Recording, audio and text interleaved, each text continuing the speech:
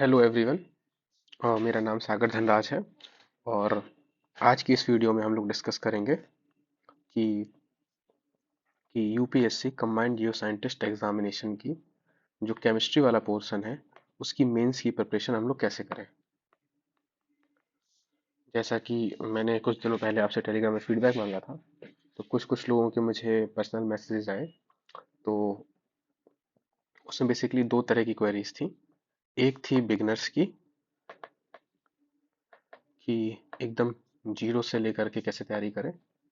और दूसरी थी कि अभी हम लोगों का जैसे प्री एग्ज़ाम हुआ है, उसमें कुछ बच्चे सिलेक्ट होंगे और फिर जो मेंस का टाइम होता है प्री और मेंस के बीच में, तो कैसे तैयारी करें। मतलब कुछ बच्चे ने ऑलरेडी तैयारी इनकी हो चुकी होगी, पहले ही तैयारी कर चुके होंगे मेंस की, अब उनको खाली रिवीजन करना होगा।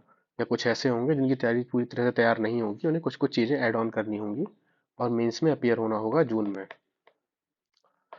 तो इन्हीं सब के बारे में हम लोग आज बात करेंगे। So without any delay, let's begin. तो आपने ऑलरेडी मेरा प्री का वीडियो देख रखा है, तो I hope this is going to be the part two mains strategy. And इसके बाद एक थर्ड स्ट्रेटजी इंटरव्यू के लिए आएगी फिलहाल, लेकिन आज हम इसमें मेंस के बारे में बात करते हैं। तो हम लोग क्या क्या बातें करेंगे मेंस में। तो मैंने कुछ कुछ क्वेश्चंस, फ्रिक्वेंटली आस्क्ड क्वेश्चंस के बारे में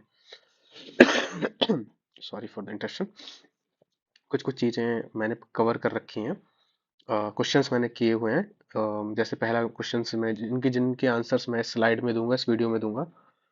कि पहला है जैसे how to cover the mains syllabus, मतलब कि जो जीएसआई के एग्जाम का जो मेंस का सिलेबस है, पेपर वन, पेपर टू और पेपर थ्री का, इसको कैसे कवर करना है, कौन कौन से रिसोर्सेस फॉलो करने हैं, और नोट्स। अगला है मेकिंग नोट्स हाउ, मतलब नोट्स बनाने हैं तो कैसे बनाने हैं, और कौन कौन सी बुक्स फॉलो करनी है, व एक्स्ट्रा एक्स्ट्रा जो भी है।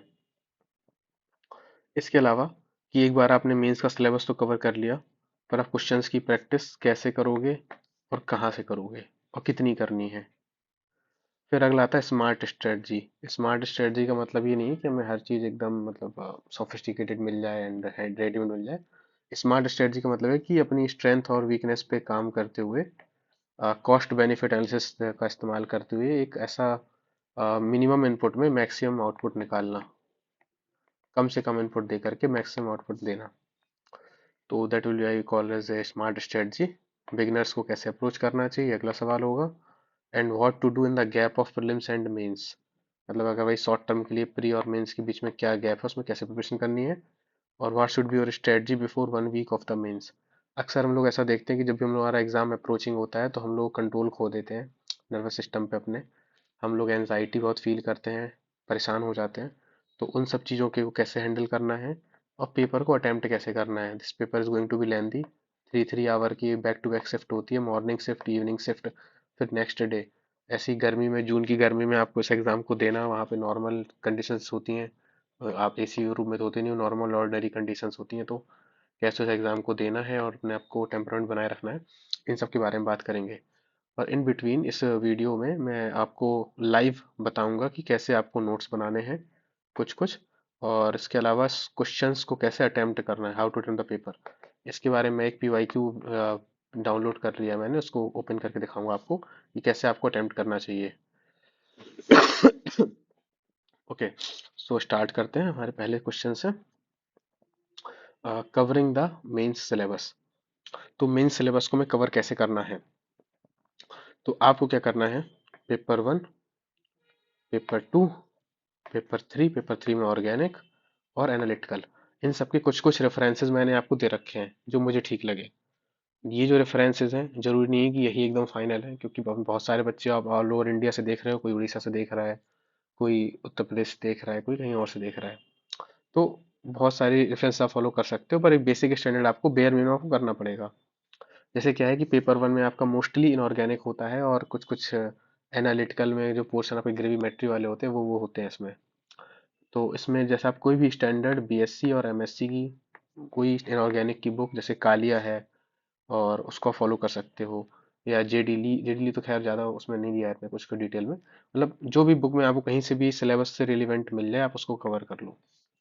दूसरा है आप इंटरनेट का इस्तेमाल करोगे, मैं आपको करके बताऊंगा आज कैसे करना है, क्योंकि कहीं ना मिलेगा तभी हम लोग इंटरनेट में आते हैं, अगर किसी बुक में नहीं मिलता तो। फिर है सिलेबस स्पेसिफिक प्रिपरेशन और योर कोचिंग नोट्स।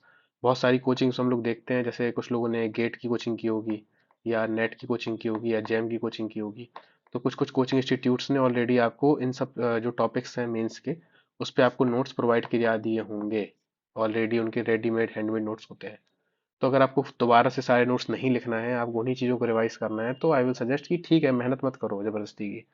हम लोगों को जबरदस्ती to the point copy paste नहीं करना, हमें उन चीज़ों पे काम करना है जो हमें अवेलेबल नहीं है। तो मैं पहले बता देता हूँ कि हमारा जो मेन सिलेबस करने का तरीका है वो ये होना चाहिए कि हमें सिलेबस के स्पेसिफिक पढ़ाई करनी है। हमें बीएससी एमएससी वाली पढ़ाई नहीं करनी। आप अपने इस माइंड से पहले निकल के बाहर आओ। जैसे फॉर एग्जाम्पल के लिए जैसे मान लेते हैं कि अ, जैसे कब की जैसे मैं आपको एग्जाम्पल के साथ ही समझाता हूँ, स्क्रीन तो रिकॉर्ड हो ही रही है। ठीक है, ये आपके सामने है revised syllabus of Jio scientist examination. इसमें केमिस्ट्री का नीचे होगा। ठीक है, ओके। तो केमिस्ट्री में जैसे फॉर एग्जाम्पल के लिए ये आ गया आपका पेपर 1 इनऑर्गेनिक केमिस्ट्री। ठीक है, पेपर 1, ये पेपर 1 है आपका इनऑर्गेनिक केमिस्ट्री का। जैसे इसमें पहला है आपका इनऑर्गेनिक सॉलिड्स।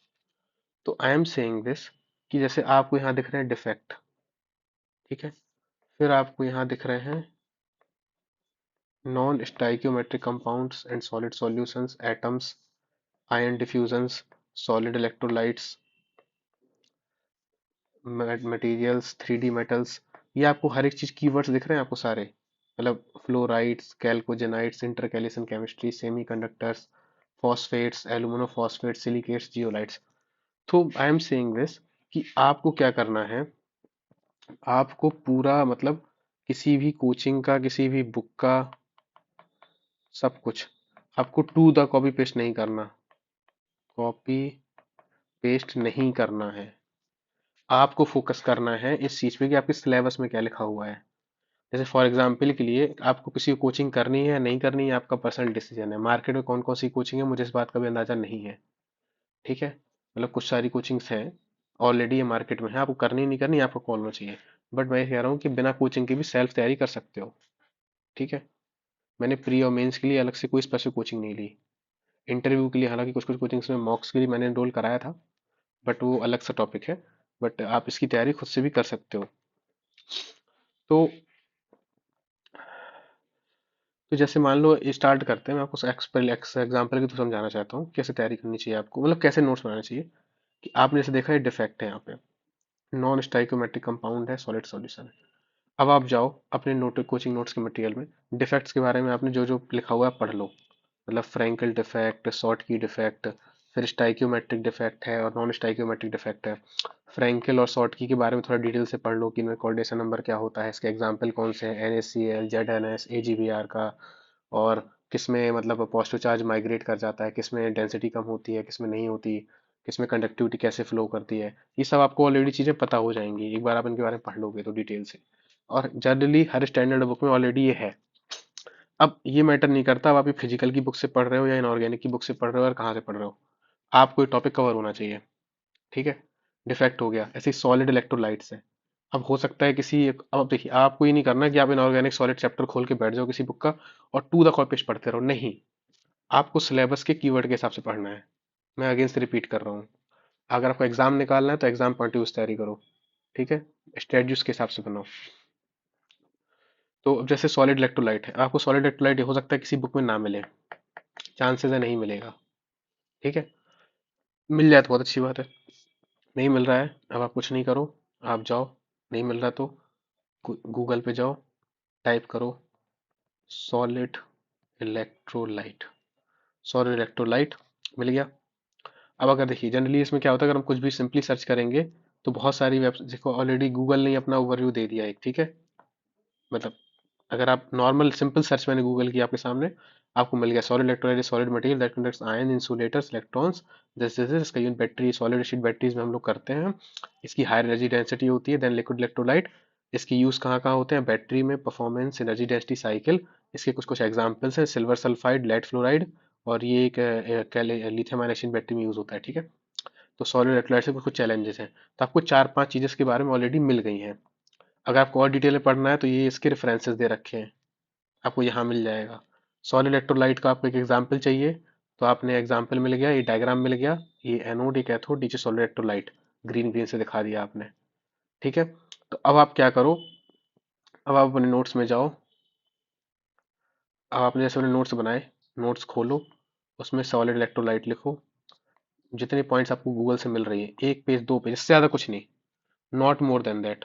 एक पेज में आपने उसके बारे में डिफाइन कर दिया, उसके एग्जाम्पल लिख दिए, ए जी बी आर, और ये जो भी अभी जो हम लोगों ने थोड़ी देर पहले देखा, ये सोलर इलेक्ट्रोलाइट ये होता है। एक डायग्राम बना दिया आपने छोटा सा, एक एनोड, बीच में इलेक्ट्रोलाइट, बीच में कैथोड, उसका कैसे कनेक्ट करके सिंपली जो आपने यहाँ देखा वो बना दिया, ठीक है।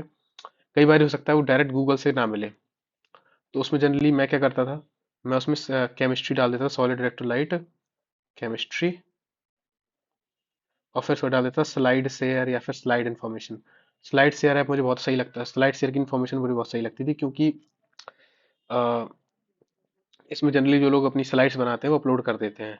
तो अगर कोई इंसान स्लाइड बना रहा है तो डेफिनेटली उसने रेफरेंसेस वगैरह यूज़ किए होंगे, और वो बहुत अथेंटिक इन्फॉर्मेशन देगा आपको, वो गलत इन्फॉर्मेशन नहीं देगा कुछ भी व्यूज़ के लिए। तो क्योंकि हर जैसे भी कोई भी स्लाइड होती है ना, उसके रेफरेंस में लास्ट में हम लोग बोलते हैं कि हमने कौन कौन से रेफरेंसेस फॉलो किए। तो आपको किसी भी स्लाइड के बारे में, आप उसको, स्लाइड में थोड़ा बहुत ऐड आते हैं तो आप उसकी ऐड देख लो, फिर सॉलिड इलेक्ट्रोलाइट के बारे में आप डिटेल में पढ़ सकते हो। जैसे सॉलिड स्टेट बैटरीज के बारे में तो चलिए ठीक है, ये तो हमारे ज़्यादा काम का नहीं है, आपको खुद ही उसी को लेकर डिसाइड करना पड़ेगा कि कोई काम का है कि नहीं है। तो इसमें आपको ज़्यादा कुछ मिल नहीं रहा है। इलेक्ट्रोलाइट्स में से आपने पीडीएफ खोली तो इस इलेक्ट्रोलाइट में हो सकता है कहीं आपको सॉलिड इलेक्ट्रोलाइट का जिक्र मिल सकता है, अगर मिल जाए तो ठीक है, नहीं मिले तो कोई बात नहीं। तो अगर आपको ओनली नॉर्मली ऑर्डिनरी बुक्स से नहीं मिल पा रहा है, तब आपको ये वाली टेक्निक यूज़ करनी है, ठीक है। इससे क्या होगा कि आपको सारी चीज़ें मिल जाएंगी। सॉलिड इलेक्ट्रोलाइट देखिए, जैसे आ गया ना सॉलिड इलेक्ट्रोलाइट विजिट, तो आप इसको स्लाइड शेयर में जाकर के विजिट कर सकते हो।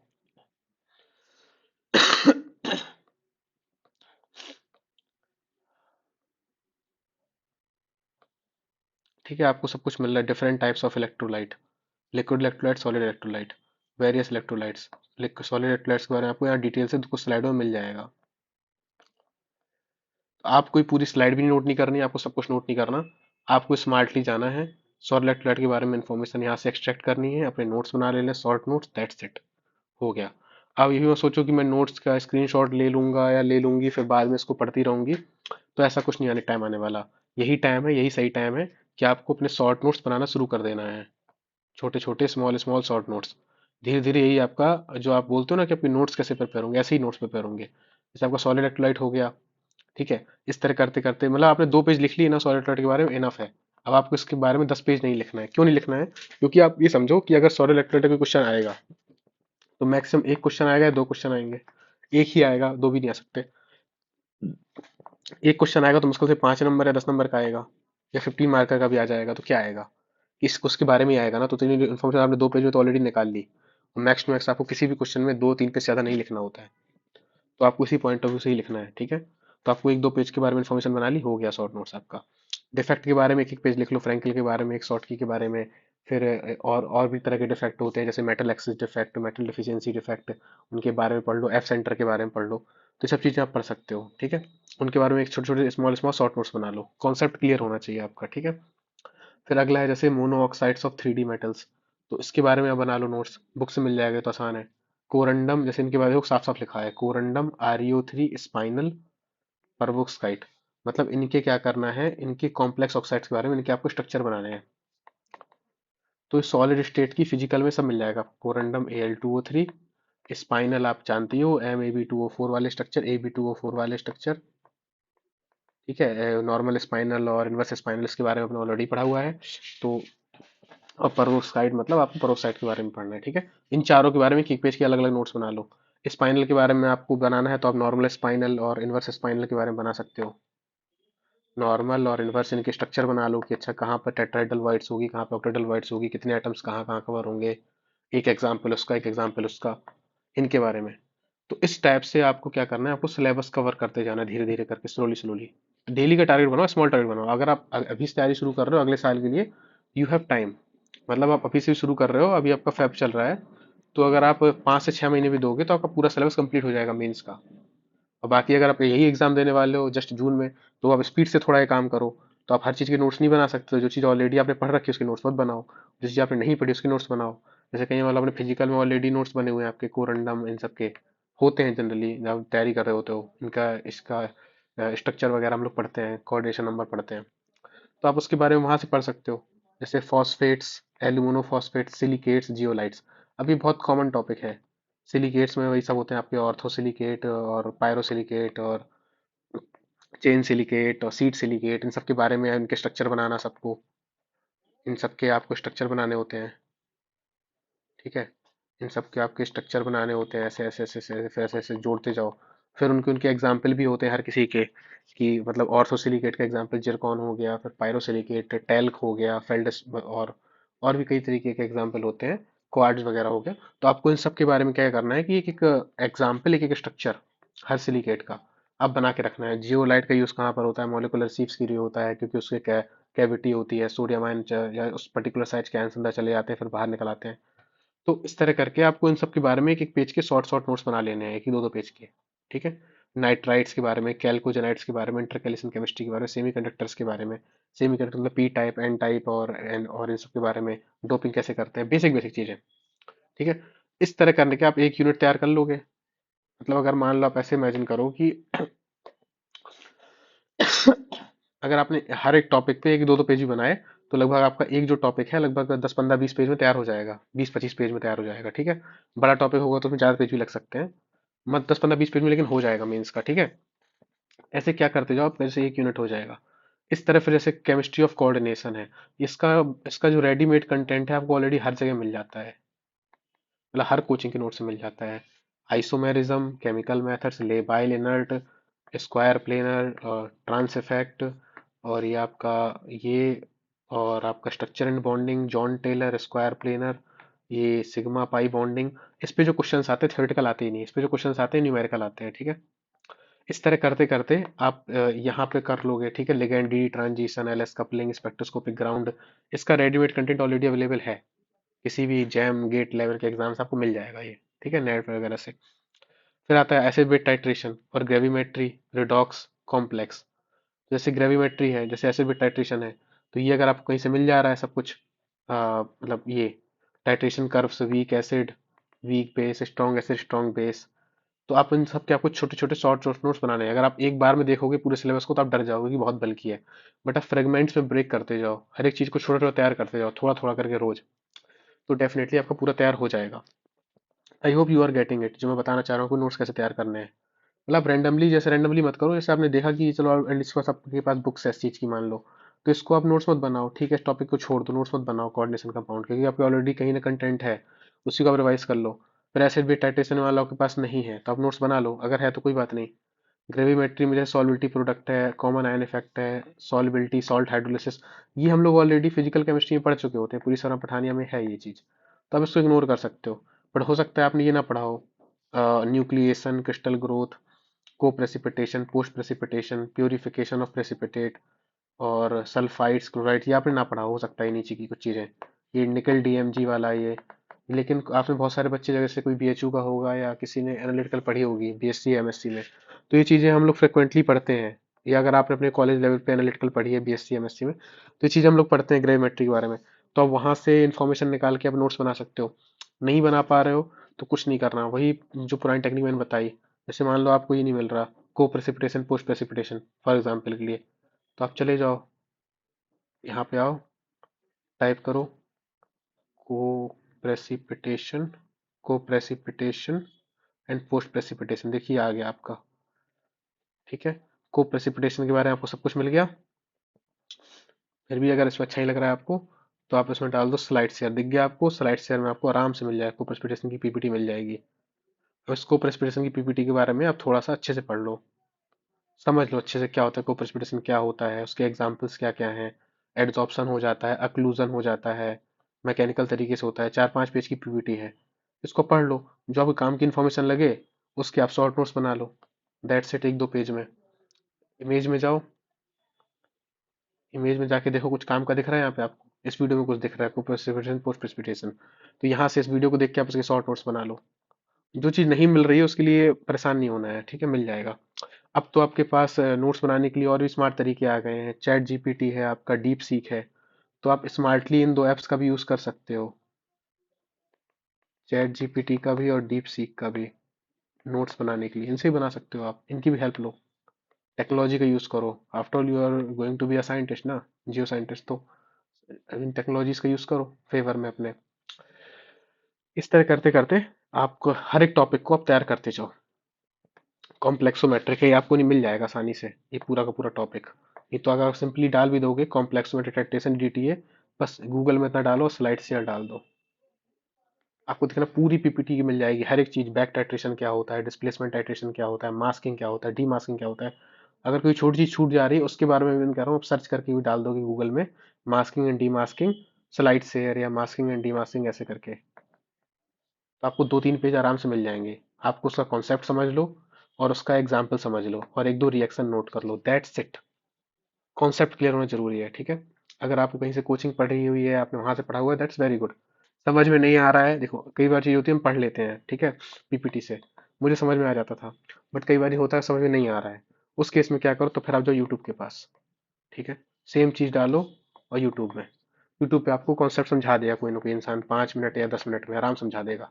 फिर भी नहीं आ रहा है, तो फिर आपको अपने फ्रेंड्स के लिए गाइडेंस लेना पड़ेगा, जो आपके सर्किल है उसका, ठीक है। इस तरह करते करते आपको हर एक टॉपिक के बारे में अपने आप नोट्स बना सकते हो, इसके नोट्स तो बने बनाए मिल जाते हैं generally readymade, D block F block के, तो मेहनत करनी नहीं है इसके लिए, ठीक है।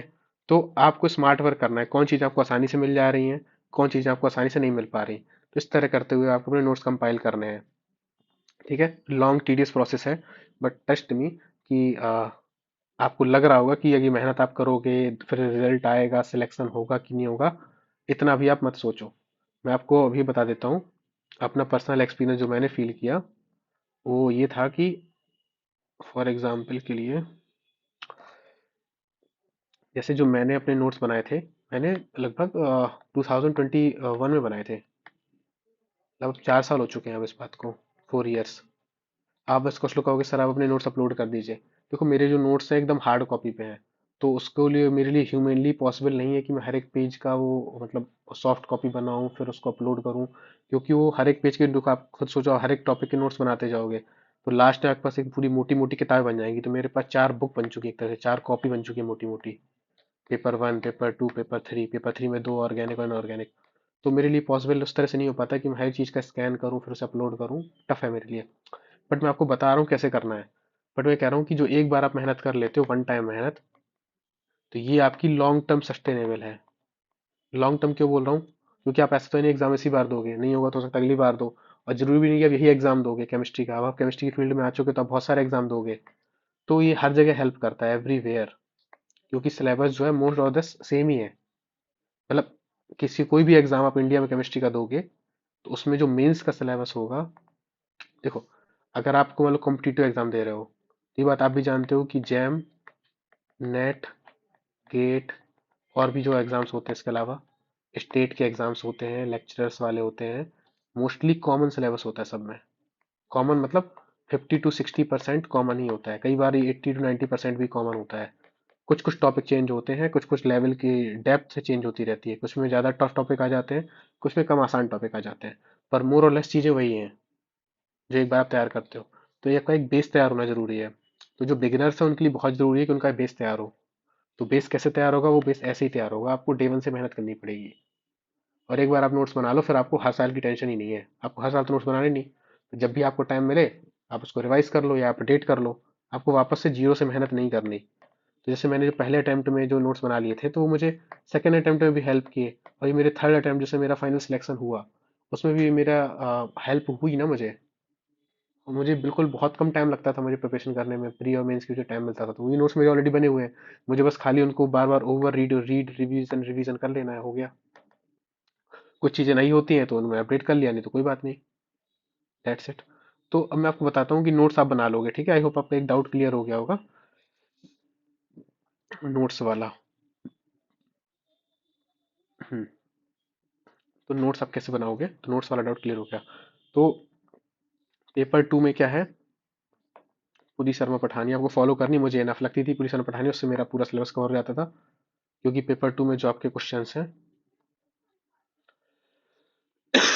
सॉरी, ये kinetic theory of gas solids, ये थर्मोडायनामिक्स, इक्विलिब्रियम, केमिकल काइनेटिक्स, ये आपका एकदम टू द पॉइंट आपके पूरी शर्मा पठानी में दिया हुआ है। क्वांटम केमिस्ट्री, ये आप चाहो तो इसके लिए आप वो पढ़ सकते हो, पूरी शर्मा पठानिया में भी है ये। बाकी बेनवेल भी एक बुक आती है, वो भी काफ़ी अच्छी बुक है, उससे पढ़ सकते हो ये फिजिकल स्पेक्ट्रोस्कोपी के टॉपिक्स। फोटो केमिस्ट्री आपको वहीं डायरेक्ट मिल जाएगा, ठीक है। तो ये आप उसको वहां से कर सकते हो, तो मैंने वहीं से कर लिया था। फिर अगला है आपका पेपर 3, पेपर 3 में आपका है ऑर्गेनिक, और ऑर्गेनिक के बाद फिर एनालिटिकल। तो ऑर्गेनिक में क्या है कि आपका कॉन्सेप्ट क्लियर होना बहुत ज़रूरी है। अगर आपको ऑर्गेनिक से डर लगता है, कॉन्सेप्ट क्लियर नहीं, तो आप रिकमेंड कि आप कोई कोचिंग ज्वाइन कर लो, ऑर्गेनिक की स्पेशली। क्योंकि आप ऑर्गेनिक में रट के समझ के नहीं कर सकते, क्योंकि उसमें कॉन्सेप्ट क्वेश्चन प्रोडक्ट चेंज हो जाता है, उसमें आपको मैकेनिज्म पता होनी ही चाहिए। तो उसके लिए ज़रूरी है कि आपका कॉन्सेप्ट क्लियर हो। अगर पॉला वाई ब्रूस अच्छी बुक है कॉन्सेप्ट के लिए, और एस एन सन्याल से आप नेम रिएक्शन कवर कर सकते हो, जगदम्बा आप फोटो केमिस्ट्री के लिए यूज़ कर सकते हो। और भी ये रेफरेंस इधर टाइप की बुक्स होती है जो आप यूज़ कर सकते हो, पी एस कल्सी वगैरह स्पेक्ट्रोस्कोपी के लिए कर सकते हो, और भी बहुत सारी होती हैं, ठीक है। तो स्टैंडर्ड बुक्स आपने जो बी एस सी में फॉलो करी, आप उसी को फॉलो कर लो। अगर आपको ये फॉलो नहीं करनी, मैं बस रिकमेंड कर रहा हूँ, क्योंकि आपको अल्टीमेटली सिलेबस के पॉइंट ऑफ व्यू से कवर करना है। अगर आपको ऑलरेडी कोचिंग का मटेरियल आपको मिल गया कहीं से, या आपके पास है, तो आप उसको भी फॉलो कर सकते हो, ठीक है। तो ऑर्गेनिक में देखो क्या होता है, एनालिटिकल मैंने स्किप किया अभी यहाँ पे। ऑर्गेनिक में क्या होता है कि पार्ट ए पार्ट बी कहाँ गया, ये रहा पार्ट बी, ठीक है। तो ऑर्गेनिक में क्या होता है कि जैसे आपकी ये है रीमर टीमन हॉफमैन कर्टिस लॉसन, तो आप क्या करो, इनके बारे में यूट्यूब पे जाके सर्च कर लो, या इनके बारे में आप किसी कोचिंग के टेस्ट मटेरियल में सर्च कर लो। क्या होगा कि आपको ये बेसिक कॉन्सेप्ट तो पता होगा इन रिएक्शंस का, कि बेसिक मैकेनिज्म क्या है, वो आप हर बार रिवाइज कर लेते हो। पर कई बार क्या होता है कि जो स्टेप्स होते हैं ना, लसेल लॉसन के और स्मिथ के और हॉफमैन कर्टियस के, वो हम पहचान नहीं पाते, रिकॉग्नाइज नहीं कर पाते कि कभी वो, जैसे कोई रिएक्शन है, जैसे आपने भी फील किया हो शायद कि जैसे कोई रिएक्शन ए से बी हो रहा है, बी से सी बन रहा है, हो सकता है यहाँ पे हॉफमैन लग रही हो, और आप जब ओवरऑल देखते हो तो आप कंफ्यूज जाते हो क्या हो रहा है। तब हम क्या करते हैं, रिएक्शंस को ब्रेक डाउन करते हैं, ए से बी, बी से सी, तब हम पहचानेंगे अच्छा बी से सी तो हॉफमैन हो रहा है। इस तरह से आपको ब्रेक डाउन करना पड़ेगा, ठीक है। तो ये चीज़ है। तो आप इनके बारे में किसी कोचिंग की मटेरियल से, जैसे जनरली मैं क्या करता था कि जैसे मान लो मैंने नोट्स बनाने हैं, तो मैंने रिमल टाइम की पहले डेफिनेशन लिख ली। डेफिनेशन क्या मतलब, बेसिक बेसिक कॉन्सेप्ट लिख लिया कि हाँ क्या होता है, कौन सा रिजेंट यूज करते हैं। फिर उसकी मैकेनिज्म लिख ली।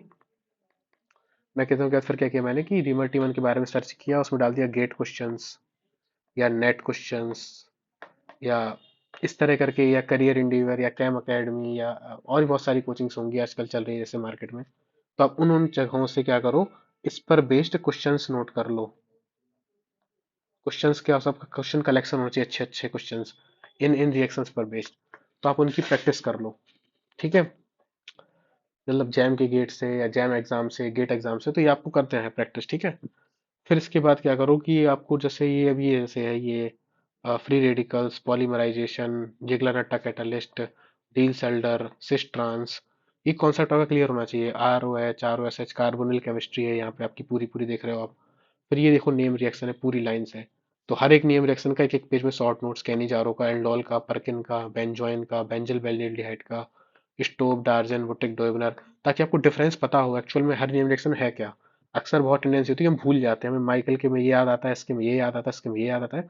तो क्लियर कट सेपरेशन होना चाहिए हर एक रिएक्शन का, हर एक पेज में अलग अलग। और आपको उसकी रीजन याद करो, रिवाइज करो एग्जाम से पहले। अगर भूलने की दिक्कत हो तो मल्टीपल टाइम से रिवाइज करो। और आपको हर एक रिएक्शन के बारे में, उसकी रिएक्शन की मैकेनिज्म लिखो, और फिर उससे रिलेटेड जितने एग्जाम्पल्स हो सकते हैं, 5 10 15 20 लाइन से लिख लो, ताकि आप उन्हीं को बार बार देखते हो तो आपके मन में पिक्चर बन जाए क्लियर कट।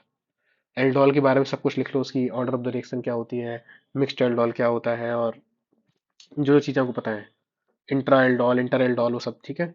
कैनिजारो, इंटर, ये सब चीज़ें, ठीक है। फिर रिडक्शन के बारे में, ऑक्सीडेशन के बारे में, इन सब के बारे में एक एक नोट्स बना लो अच्छे से। शार्पनेस, ओजोनोलिसिस, इसकी मैकेनिज्म सब कैसे काम करती हैं, स्टीरियो केमिस्ट्री क्या है, stereospecific, stereoselectivity, major product कौन सा बनेगा, माइनर कौन सा बनेगा, और कौन कौन से एक्सेप्शंस होते हैं, टेम्परेचर कंडीशन, प्रेशर कंडीशन, आपको इनके बारे में जहां जहां से डिटेल मिले वहां वहां से कवर कर लो। रोड सोर्स मैंने बता दिया। ऑर्गेनिक के केस में आपको इंटरनेट से हेल्प कम मिल पाएगी। क्यों मिल पाएगी कम? क्योंकि जब भी हम इनके बारे में सर्च करते हैं हमें रिसर्च आर्टिकल्स मिल जाते हैं। जब हमें रिसर्च आर्टिकल मिलते हैं तो हम समझ नहीं पाते हम कैसे तैयारी करें, क्योंकि हमें तो कम्प्यूटर एग्जाम की तैयारी करनी है। तब फिर आप क्या करो कि इसके लिए आप हेल्प लिया करो कोचिंग के वीडियोस के। मतलब आप यूट्यूब पे जाके सर्च करो इन सारी चीज़ों को, वोल्फ किस्नर के बारे में या मीरवीन पॉन्डॉर्फ रिएक्शन के बारे में। ठीक है, तो इससे क्या होगा, आपका जो फायदा होगा कि आप इनके बारे में अच्छे से नोट्स बना सकते हो। ठीक है। एस एन सन्याल में आपको काफ़ी सारी चीज़ें मिल जाएंगी। एस एन सन्याल बुक में, एस एन सन्याल हो गया, पीटर साइक्स हो गया, इन सब बुक्स में आपको सब कुछ मिल जाएगा, काफ़ी हद तक चीज़ें, तो आप उनसे चीज़ें कवर कर सकते हो। फिर इसी तरह से आपका इलेक्ट्रोसाइक्लिक है, स्पेक्ट्रोस्कोपी है, आईआर है, यूवी है, एनएमआर है, मास है। तो ये आपको क्या करना पड़ेगा, कवर तो करना ही पड़ेगा। तो ये आपको इस पे बेस्ड क्वेश्चंस तो सॉल्विंग के आते हैं। मतलब इसके लिए आपको थ्योरेटिकल नॉलेज हो तो जरूरत नहीं है उस चीज़ की। मेन जरूरत है कि आप इससे रिलेटेड जो प्रॉब्लम्स है वो सॉल्व कर पा रहे हो कि नहीं कर पा रहे हो। आप कंपाउंड को आइडेंटिफाई कर पा रहे हो कि नहीं कर पा रहे हो।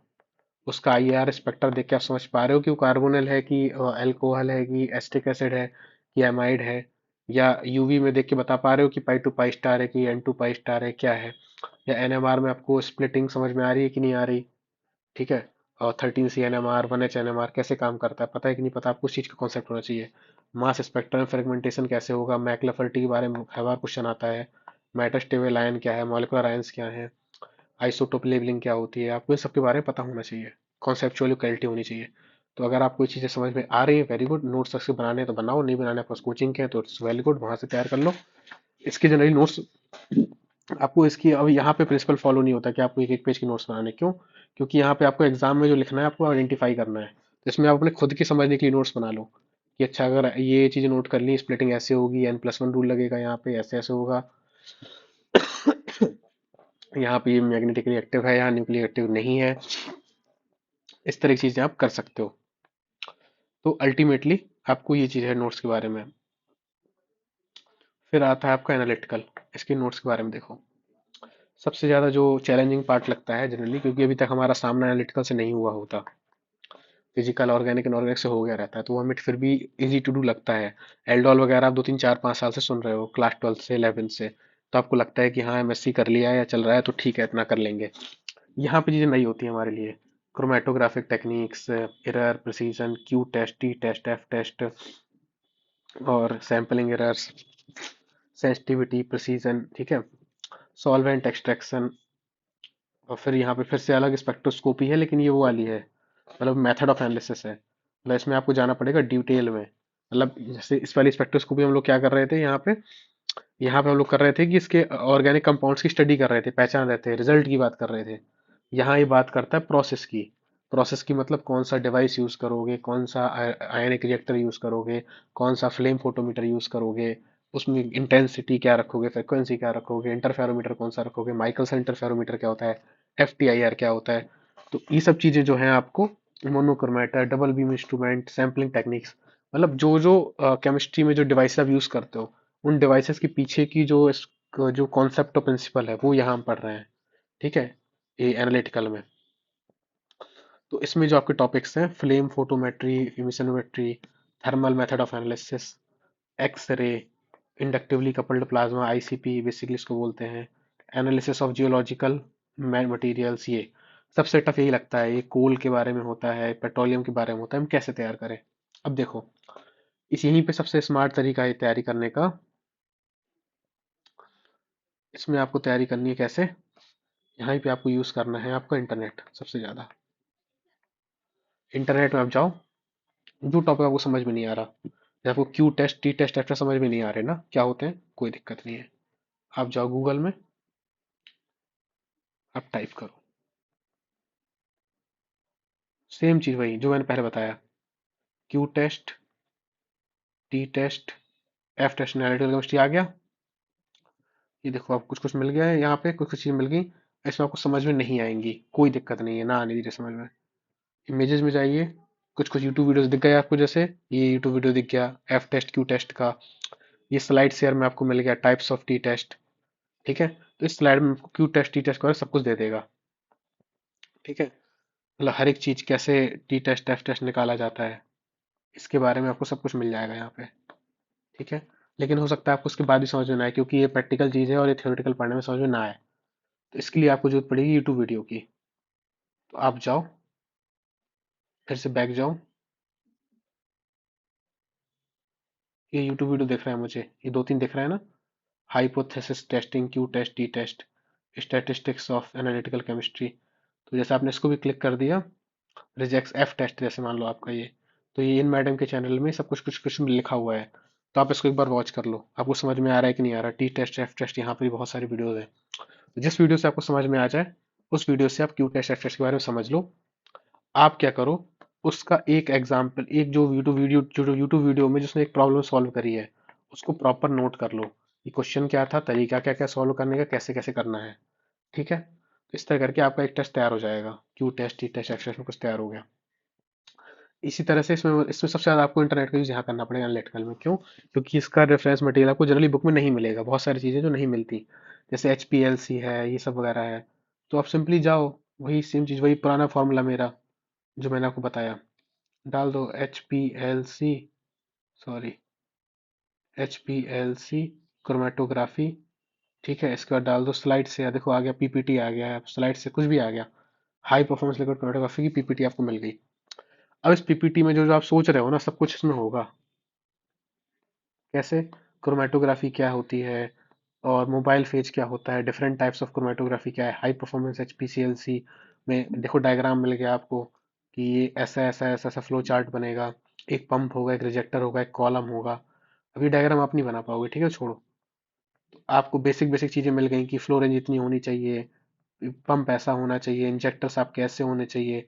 आपको हर एक चीज डिटेल में नोट नहीं करनी, क्यों? क्योंकि आपको मुश्किल से 2 पेज में ही लिखना है। तो आपको बेसिक बेसिक चीजें थोड़ी थोड़ी सबकी लिख लेनी, दैट्स इट। ये नॉर्मल फेज एचपीएलसी और रिवर्स फेज एचपीएलसी क्या होती है, रिटेंशन टाइम क्या होता है, ये पीक स्टडी कैसे करते हैं, एब्जॉर्प्शन स्पेक्ट्रोस्कोपी, आयन एक्सचेंज, हर एक चीज अगर आप गौर से पढ़ोगे यही लिखा हुआ है यहाँ पे। देखो, normal phase, reverse phase, concept, plate height, frontal analysis और आयन एक्सचेंज, यही सब, ये जो कीवर्ड्स लिखे हैं आपको उसी पीपीटी में सारे मिल जाएंगे। तो वहां से कवर कर लो, नहीं कवर हो रहा तो कहीं और सर्च करके कवर कर लो। आपको बस फोकस ये करना है कि आपकी कोई कीवर्ड रह ना जाए, सारे कीवर्ड आपके कवर हो जाए। सेम चीज आपको इसके साथ भी करनी है, सेम चीज आपको इसके साथ भी करनी है, सेम चीज आपको इसके साथ भी करनी है। कुछ कुछ मार्केट में बुक्स हैं, ऐसा नहीं है, इसकी बुक्स हैं, स्कूग वगैरह है, स्कूग है और डीडी क्रिश्चियन है। पर मुझे पर्सनली इंटरनेट यूज सही लगता था, मैंने इंटरनेट का यूज किया है। और एक कुछ टाइम पहले, मतलब लाइक 2020 या 2021 में, एक शिल्पा मैम के भी कुछ कुछ ऑनलाइन नोट्स अवेलेबल थे। शिल्पा खंडेलवाल मैम थी, है मतलब एक, शिल्पा मैम है एक, तो उनका भी कुछ कुछ था। उनने भी जीएसआई में उनके टॉप किया था कुछ साल पहले। तो उनके कुछ कुछ एनालिटिकल के नोट्स पड़े हुए थे वेबसाइट्स पे। इस टाइम फिलहाल तो मेरे पास नहीं है, बट मेरे कुछ फ्रेंड्स वगैरह ने उनको यूज़ किया था। तो अगर आपको नोट्स कहीं से मिल जाते हैं शिल्पा खंडेलवाल मैम के एनालिटिकल के, तो आप उनको भी यूज़ कर सकते हो। उनने भी जीएसआई में काफ़ी साल पहले टॉप किया था। तो आपको ये चीज़ें करनी है, ठीक है। फ्लेम एमिशन स्पेक्ट्रोस्कोपी, मतलब आपको हर एक चीज़ का ना आप डालो एक बार, बस सेम इसी चीज़, फ्लेम एमिशन स्पेक्ट्रोस्कोप, आप देख के घबराओ मत कि कहाँ से मिलेगा। सब कुछ मिल जाएगा आपको, हर एक चीज़ मिल जाएगी। एक बार इसका यूट्यूब वीडियो देख लो, और पीपीटी में आपको सारे रेडीमेड नोट्स मिल जाएंगे, आपको खुद से अलग से कोई मेहनत नहीं करनी। आपको सब कुछ मिल जाएगा, source information, method, removal techniques. और एक बार आप वीडियो देख लो, आपको पूरी प्रोसेस समझ में आ जाएगी कि होता क्या है, कॉन्सेप्ट क्या है, कैसे फिल्म एक्साइट करती है आयंस को, फिर आयन अपनी एनर्जी रिलीज करते हैं, फिर वो रिस्पेक्टिव वेवलेंथ की एनर्जी रिलीज करते हैं, फिर हम उसको इंटेंसिटी मैच कराते हैं, फिर उनको आइडेंटिफाई करते हैं, क्वालिटेटिव स्टडी करते हैं, क्वांटिटेटिव करते हैं। आपको हर एक चीज़ मिल जाएगी इंटरनेट पे, बस आपको स्मार्टली प्ले करना है। जो चीज़ कीवर्ड अगर आपका उस पीपीटी में छूट जाए, तो बाकी चीज़ देख लो, अच्छा ये छूट रही है, इसको अलग से सर्च कर लो। ये तो आपको मोस्टली सारी चीज़ें मिल जाएंगी। सेम प्रोसेस आपका इसके साथ करना है, आपको इन सब के साथ करना है। हर जैसे आपको मान लो ये पेट्रोलियम के बारे में है, doctor's test, aniline test, cloud point, pour point, सब कुछ मिल जाएगा। आपको बस ये डालना ही तो है। देखो आप, देखो आपके सामने, देखो आपने पिट राइट डाउन कर दिया। हम लोग क्या सर्च करना था, क्लाउड पॉइंट मान लो सर्च करना था। CLOUD क्लाउड पॉइंट 4 पॉइंट, देखो आ गया आपका क्लाउड पॉइंट 4 पॉइंट। इसके बारे में आपको सब कुछ इन्फॉर्मेशन पूरी मिल गई, क्लाउड पॉइंट क्या है, कोर पॉइंट क्या है, कैसे निकालते हैं, पूरी पूरी डिटेल मिल गई आपको, सब कुछ मिल गया। इसके बाद भी आपको और थोड़ा इन्फॉर्मेशन चाहिए केमिस्ट्री पॉइंट ऑफ व्यू से, तो आप PPT डाल दो आगे। PPT फ्री डाउनलोड, देखो आ गया। तो आप क्लाउड पॉइंट 4 पॉइंट आपको स्लाइड शेयर में मिल जाएगा सब कुछ। तो उसके बारे में डिटेल से पढ़ लो, किसी बंदे ने ऑलरेडी सब कुछ लिख के दे दिया है आपको, तो आप वहां से पढ़ सकते हो। या अगर आपको आगे स्लाइड्स डाल देना है तो आप स्लाइड्स डाल दो। 4 पॉइंट स्लाइड्स, स्लाइड शेयर मिल गया आपको, स्लाइड्स मिल गई, तो वहां से निकाल सकते हो। ठीक है, तो चीजें अवेलेबल हैं, आपको उसे स्मार्टली प्ले करना है, या वो कम एनर्जी में कैसे ज़्यादा चीज़ें एक्सट्रैक्ट करनी है। ठीक है, तो आई होप मैंने आपके इस सवाल का जवाब आपको दे दिया है कि आपको नोट्स जो है कैसे बनाने हैं। ठीक है, तो नोट्स आप बना लोगे, मुझे भरोसा है। थोड़ा टाइम लग जाएगा जिन लोगों के पास थोड़ा सा टाइम कम है। अब यहीं पे आता है गेम। जिन लोगों के पास थोड़ा 4 ही महीने का टाइम है, मतलब जो इस साल मेंस देने वाले हैं, तो वो लोग आप थोड़ा सा स्मार्ट वर्क करो। जो जो टॉपिक्स आपके ऑलरेडी कवर हो चुके हैं, जैसे पेपर 2 आपका ऑलरेडी कवर होगा मान के चल रहा हूँ, क्योंकि इसमें कोई ऐसी नई चीज़ नहीं है जो आपने पहले कभी पढ़ी ना हो। जैम में, गेट में, एंट्रेंस में, MSc के टाइम काइनेटिक थ्योरी ऑफ कैसा पढ़ा हुआ है। तो इसमें आपको सिर्फ रिवीजन करना है, इसके लिए आपको अलग से हार्ड वर्क नहीं करना। पेपर 1 में आपको अप्रोक्सीमेटली 50 to 60% आपका ऑलरेडी कवर्ड है। कोऑर्डिनेशन केमिस्ट्री है, न्यूक्लियर केमिस्ट्री है, और डिफेक्ट वगैरह टॉपिक है, सॉलिड स्टेट है, तो वो आपको ऑलरेडी कवर है। बाकी 30 to 40% जो टॉपिक बच रहे हैं आपको कवर कर लो यहाँ से। एनालिटिकल आपकी मान लेता हूँ मैं 100% फ्रेश होगा, तो आपको फोकस यहाँ पे लगाना है इन 100 मार्क्स पे। ऑर्गेनिक आपने ऑलरेडी पढ़ रखी होगी, तो ऑर्गेनिक मान लेता हूँ मैं आपका 70 to 80% तैयार होगा। तो जो आपका तैयार नहीं है आप वहाँ फोकस करो, जिनके पास टाइम कम है 3-4 महीने का। स्मार्ट वर्क इसी को बोलते हैं। ठीक है, और बाकी जिन लोगों ने ऑलरेडी जीरो से बिगिनर्स हैं वो आप शुरू शुरू करो। और आप अगर आप ये भी करते हो, आप पेपर वाइज पेपर शुरू करो। जैसे पेपर 1 आपने शुरू किया, और साथ में आप पेपर 4 में, जैसे आपके 4 पेपर है ना, जब पेपर 3 है, P1 P2 P3, पर इसको हम लोग मैं 4 मान लेता हूँ। ठीक है, फिजिकल, ऑर्गेनिक, इनऑर्गेनिक, एनालिटिकल 4 है। तो 4 में से आप कोई 2 सब्जेक्ट पिक कर लो, एनी टू। तो आप बोर भी नहीं होगे, दिन भर आपको एक ही टॉपिक नहीं पढ़ना। कुछ टाइम आपका एक पेपर हो जा रहा है, दूसरा टाइम कुछ और पेपर हो जा रहा है। तो इस तरह करके कोई 2-2 पेपर करके आप सिलेबस को तैयार कर सकते हो। अब आता है कि क्वेश्चंस की प्रैक्टिस कैसे करें, और हमें पता कैसे चलेगा कि जो हम नोट्स बना रहे हैं वो हमारे सही है कि नहीं, ये चीज। अब इसका आपको, जो आपने मेहनत करी है, इसका आपको आईना दिखाया जाएगा आपके PYQs के द्वारा और सिलेबस के द्वारा। सिलेबस तो हम लोगों ने देख लिया, PYQs की बारी है। तो आपको क्या करना है, आपको जितने भी GSI के PYQ हैं 2014 से 2024 तक, या 2013 से 2024 तक, जितने आपको मिल रहे हैं वेबसाइट से कहीं से भी, आप सबको डाउनलोड करो और उनको हार्ड कॉपी पे प्रिंट करा लो। मतलब अपने पास फिजिकली अवेलेबल रखो, स्पाइरल करा के, बाइंडिंग करा के, जैसे भी रखना है आप रखो। एक पूरा मोटा बंडल बन जाएगा, लेकिन आप रखो। क्यों मैं बोल रहा हूँ, उसके पीछे की वजह है। वजह ये है कि जो पेपर सेटर है वो UPSC है, वो अदर एग्जाम्स से, जो उससे क्वेश्चंस के पूछने का तरीका थोड़ा अलग होता है। तो आपको क्या करना है, आपको GSI के पेपर्स को डाउनलोड कर लेना है। अगर आपको और मन कर रहा है तो आप केमिस्ट्री के, जैसे UPSC और भी 2-3 एग्जाम कराती है, जैसे सिविल सर्विसेज का एग्जाम है केमिस्ट्री ऑप्शनल वालों के लिए, और इंडियन फॉरेस्ट सर्विस का एग्जाम होता है केमिस्ट्री ऑप्शनल वालों के लिए। ठीक है, ये भी होता है। तो इनके भी क्वेश्चन पेपर्स जो हैं आपके, आपको वेबसाइट से इनके PYQ मिल जाएंगे। लेकिन आपको क्या करना है कि इनके तो पूरे आपको हार्ड टू हार्ड फॉलो करने हैं। इसमें आप क्या कर सकते हो कि फॉर एग्जाम्पल के लिए, जैसे मान लो आपने एक टॉपिक कवर किया, जैसे मान लो आपने,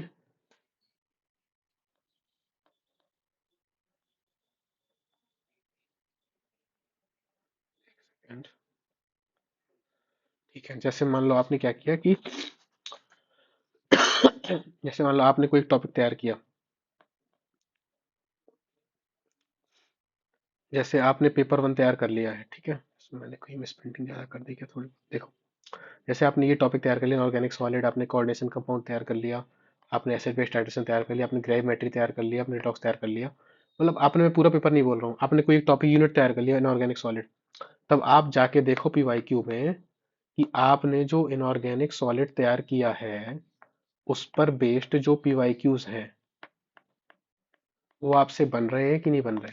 are you able to make them, are you able to solve them और नॉट। क्या आपको जो क्वेश्चन पूछ रहा है वो समझ में आ रहा है कैसे करना है कि नहीं करना। अगर यस तो आपको टॉपिक तैयार है, और अगर नहीं मतलब आपने नोट्स बना लिए, आपने पढ़ लिया है वो टॉपिक, फिर भी आप पीवाईक्यू नहीं कर पा रहे हो जीएसआई के, जीएसआई की बात कर रहा हूँ मैं, ठीक है। तो फिर आप क्या करो कि आपको लगा फिर मतलब तैयारी में कुछ कमी है, तब आप दोबारा से देखो कि कौन कौन से उस टॉपिक में क्या चीजें पूछ रहा है जीएसआई एग्जाम में, और आप क्या चीजें नहीं बता पा रहे हो या क्या आपकी नोट्स में मिसिंग है, तब आप अपने नोट्स को फिर अपडेट करो। ऐसे ये आपको काम करना पड़ेगा, ये थोड़ी चैलेंजिंग काम होता है, और यही जो काम होता है यही आपके दिमाग को शार्प करेगा, एग्जाम के लिए रेडी कराएगा। ठीक है। तो ये चीज प्रोसेस आपको हर एक टॉपिक के साथ फॉलो करनी है। जैसे मान लो आपने कोऑर्डिनेशन कंपाउंड तैयार कर लिया, ये पूरा अच्छे से, सारे टॉपिक छोटे छोटे तैयार हो गए, मिनी टॉपिक्स। अब आप देखो कि जो जीएसआई के प्रीवियस ईयर क्वेश्चन हैं क्या आपसे वो सारे बन रहे हैं इस पर्टिकुलर टॉपिक से। अगर यस इट्स वेरी गुड, नहीं बन रहे तो उनको आप सर्कल कर लो, उनको हम डिस्कस करेंगे किसी फ्रेंड से, किसी सीनियर से पूछेंगे, किसी सर से पूछेंगे, ऐसा। और जितने बनते जा रहे हैं उनको वही हाथों हाथ सॉल्व भी करते जाओ। सॉल्व करने का मतलब इन द सेंस कि जैसे मेरे मेरे पर्सनली क्या करता था कि मैंने क्या किया कि एक बुक है मेरी, ठीक है, जीएसआई के पीवाईक्यू की वो बुक है, जीएसआई के पीवाईक्यू की मेरी बुक है, ठीक। मैं बुक मतलब मैंने सारे स्पाइरल करके प्रिंट करा के स्पाइरल करा लिए पीवाईक्यू, अलग से कोई बुक नहीं आती, ठीक। अब मैंने एक ब्लैंक कॉपी ले ली, ठीक है। अब उसमें क्या किया, जैसे मान लो मैंने पहला टॉपिक देखा तो मैंने क्या किया कि मैंने देखा 2022 का पेपर सॉल्व करना शुरू किया, ठीक, लाइन से। तो पहला क्वेश्चन लिखूंगा, पहले का ए, मैं हर एक चीज डिटेल में सॉल्व नहीं करूंगा, मतलब मुझे वो नोट्स मेरे लिए है ना, मुझे किसी और को दिखाने नहीं है, वो मेरे लिए है। तो अगर आपने पीवाईक्यू की बुक में जाके देखो कि ये जो क्वेश्चन आपसे बन रहा है, आपने टिक मार दिया, इस क्वेश्चन में क्या था, केवल कैलकुलेशन थी, तो आप सिंपली यहाँ पे फॉर्मूला लिख दो अपनी कॉपी पे कि ये फॉर्मूला मैंने यूज किया, इससे मेरा आंसर आ गया। अगर आपका मन कर रहा है इसी क्वेश्चन के आगे भी आप लिख सकते हो, कई बार मैंने ये भी किया, क्वेश्चन के आगे ही फॉर्मूला लिख दिया, जो खाली थोड़ा स्पेस मिल जाता है उसमें छोटा छोटा लिख दिया, ठीक है। फिर अगर मान लो कोई क्वेश्चन है बी सी डी ए, पहले का या दूसरे का बी सी डी, जो आपको लग रहा है कि आपको नहीं आ रहा तो उसको सर्कल कर लो, या आपको लग रहा है ये इंपॉर्टेंट है आपने इसको सॉल्व किया है, तो अपनी कॉपी में आप उसको सॉल्व कर लो। तो आपको जब भी कभी रिवीजन भी करना होगा आप जाके देख लोगे कि अच्छा 2022 का ये क्वेश्चन था, ये मैंने ऐसे ऐसे यहाँ सॉल्व कर रखा है, तो मेरे पास है। तो आपको जब रिवीजन करोगे एग्जाम से पहले बहुत हेल्प हो जाएगी, आपके सारे के सारे पीवाईक्यू भी आसानी से रिवाइज हो जाएंगे, आपको सारे सॉल्व भी नहीं करने, कैलकुलेशन भी आपको बार बार नहीं करनी, एक बार ही करनी है। इसके पीछे की वजह बताता हूँ मैं।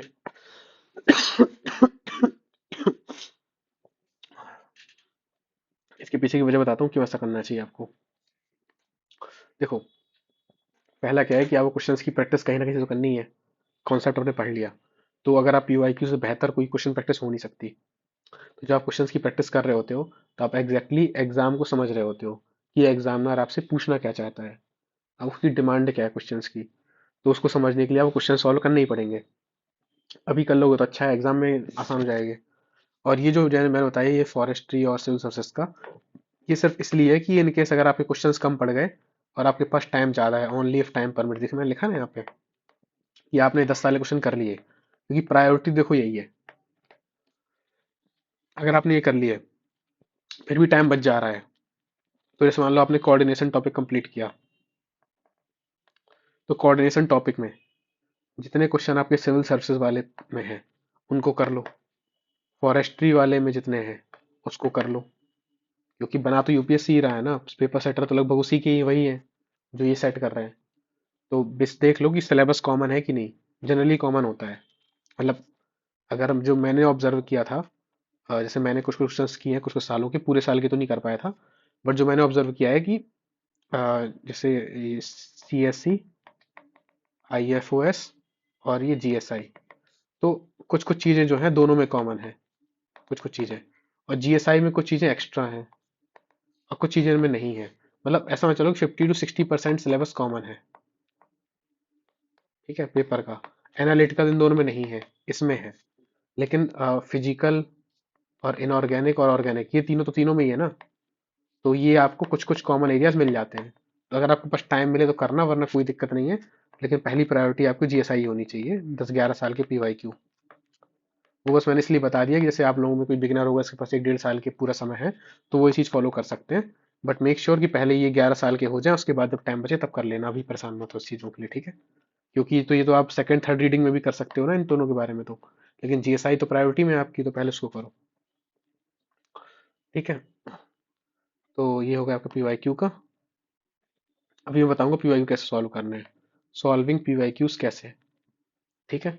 तो आई थिंक हम लोग अपनी वीडियो से कुछ कुछ एंडिंग फेज में है।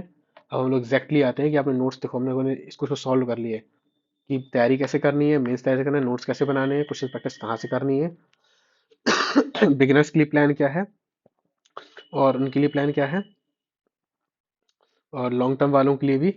इसके बीच में गैप में क्या करें अभी आगे बता दूंगा, स्ट्रेटजी बता दूंगा अभी, how to attempt the paper या how to attempt the question, इसी के बारे में बताता हूँ मैं। How to attempt the question या पीवाईक्यू बेसिकली वही है, क्योंकि अगर आप पेपर कर रहे हो तो वही क्वेश्चन बन जाएगा भविष्य में आपका।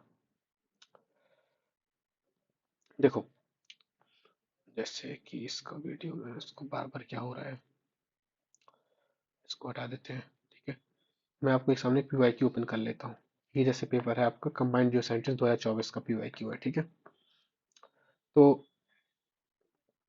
हम्म, पहले तो मैं बताता हूँ कि जैसे आपको आप पीवाईक्यू के नोट्स कैसे बनाए, पीवाईक्यू के नोट्स मतलब पीवाईक्यू कैसे सॉल्व करना है। तो उसी वीडियो को आप दोबारा से देख लेना, फिर से मैं बता देता हूँ एक बार कि जैसे आपने क्या किया, सारे स्पायरल कर रखे हैं, अरे स्पायरल कर रखे हैं अपने हार्ड कॉपी पे पीवाईक्यू, और एक आपके यहाँ पे नोटबुक है। तो जो जो क्वेश्चन आप यहाँ सॉल्व करते जा रहे हो उसका एक एक दो दो लाइन में समरी या फिर जो की फॉर्मूला है या की कॉन्सेप्ट है या न्यूमेरिकल एनालिसिस है वो यहाँ आप सॉल्व कर सकते हो। तो इस तरह करते करते आपके पीवाईक्यू का एक रेडीमेड सॉल्यूशन तैयार हो जाएगा। वो इतना अच्छा नहीं होगा कोई बाहर वाला समझ पाए, पर क्योंकि वो आपने तैयार किया होगा तो आप समझ जाओगे, ठीक है। ये बहुत हेल्प करता है, ये मस्ट है, ये मस्ट। क्योंकि एग्जाम के पहले पीवाईक्यू विजिट करना इज लाइक आपकी मेहनत को कई गुना बढ़ा देता है, ये एफिशिएंसी को, ठीक है, और कॉन्फिडेंस अलग लेवल पे होता है। अब देखो, तो जैसे मान लो फॉर एग्जाम्पल के लिए, जैसे मान लो आपने हार्ड कॉपी प्रिंट करा रखी है, आपके सामने हार्ड कॉपी है, आप इसी को सॉल्व कर रहे हो। तो आपने इनके बारे में पढ़ा, अच्छा अच्छा कोरंडम क्या है, कोरंडम तो अच्छा एलुमिना होता है, अच्छा अच्छा उसको सेल ऐसे लगा दो, तो यहीं पे हमने ब्रैकेट में लिख लिया Al2O3, अच्छा ठीक है। फिर सिलिकॉन के बारे में लिखा है, अच्छा कैल्कोपायरेट तो अच्छा कॉपर का ओर होता है, तो यहाँ पे मैंने इसे टिक कर दिया। और फिर यहाँ पे आपने लिख लिया कॉपर का ओर, नहीं लिखना तो छोड़ दो, इग्नोर कर दो, ठीक है। फिर इस तरह करते करते आप बाकी चीजें भी मैच वैच कर सकते हो, ठीक है। तो वो इशू नहीं है आपका, ठीक है।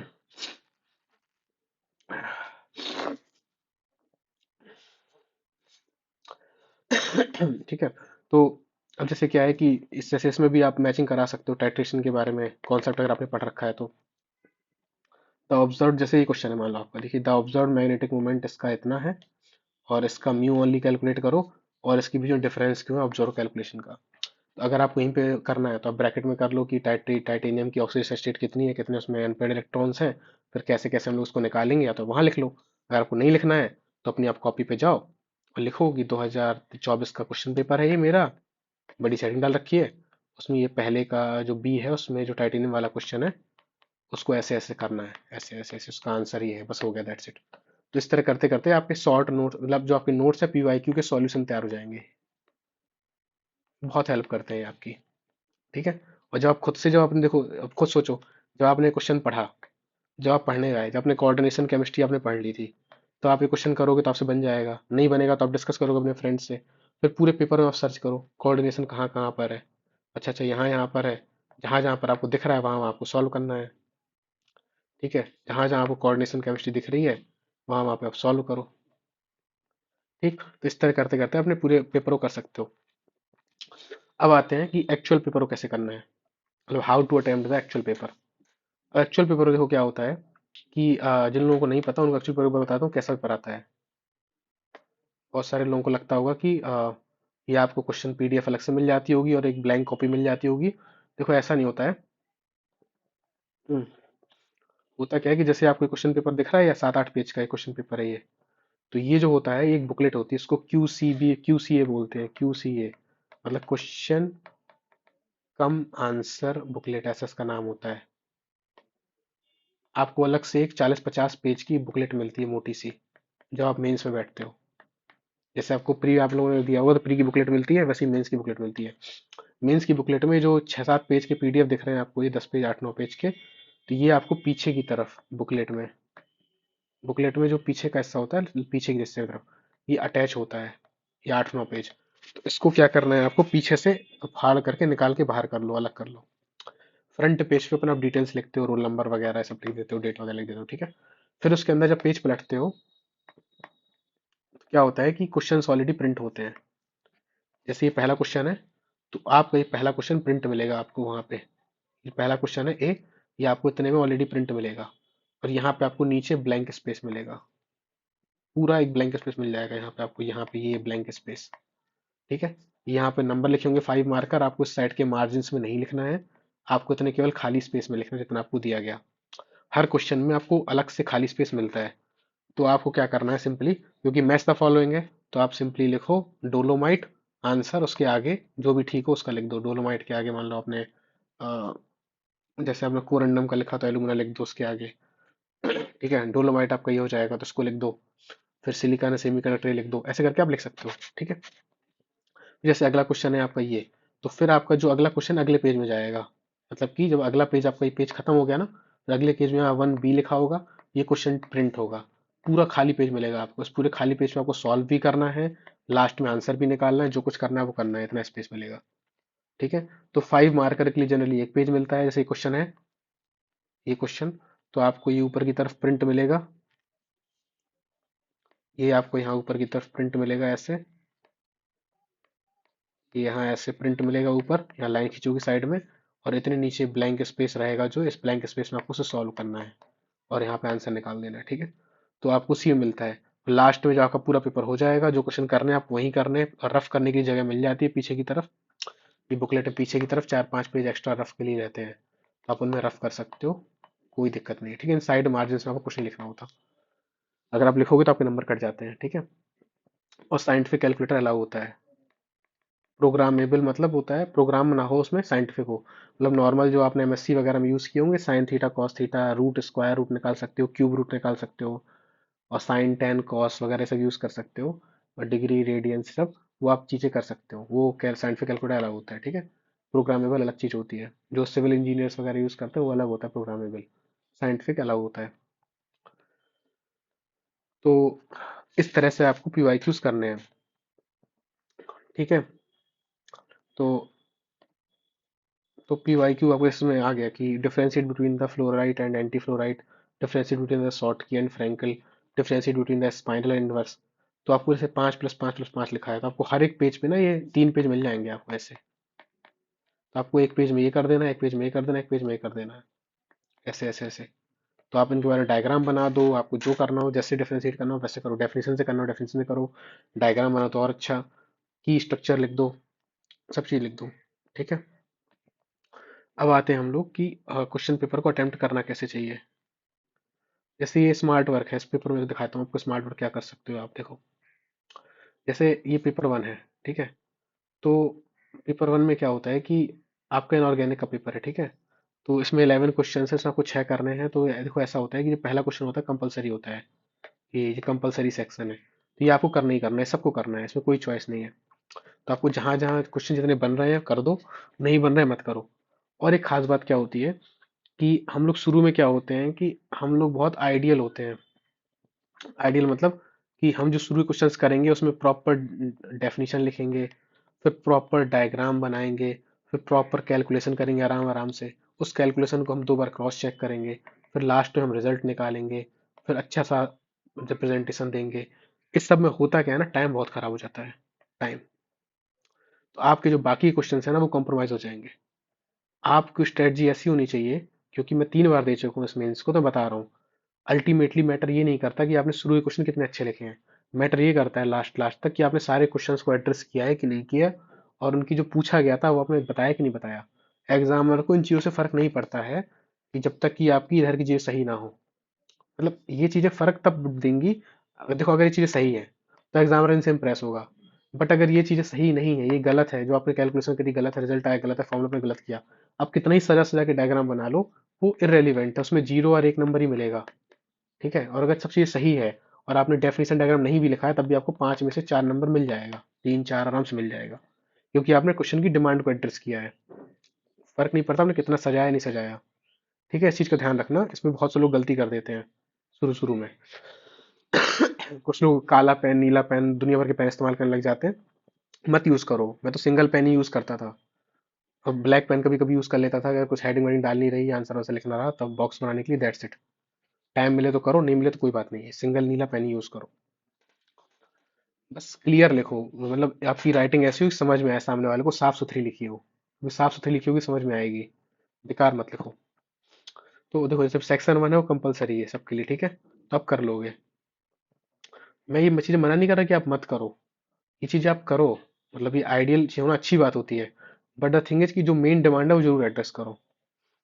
ठीक है, जैसे इसमें क्या होता है, जैसे क्वेश्चन है फॉर एग्जांपल मान लो कि ये स्टैंडर्ड रिडक्शन पोटेंशियल है, इसका ये दिया है, इसका ये दिया है, पूछा whether the oxidation will be spontaneous और नॉट।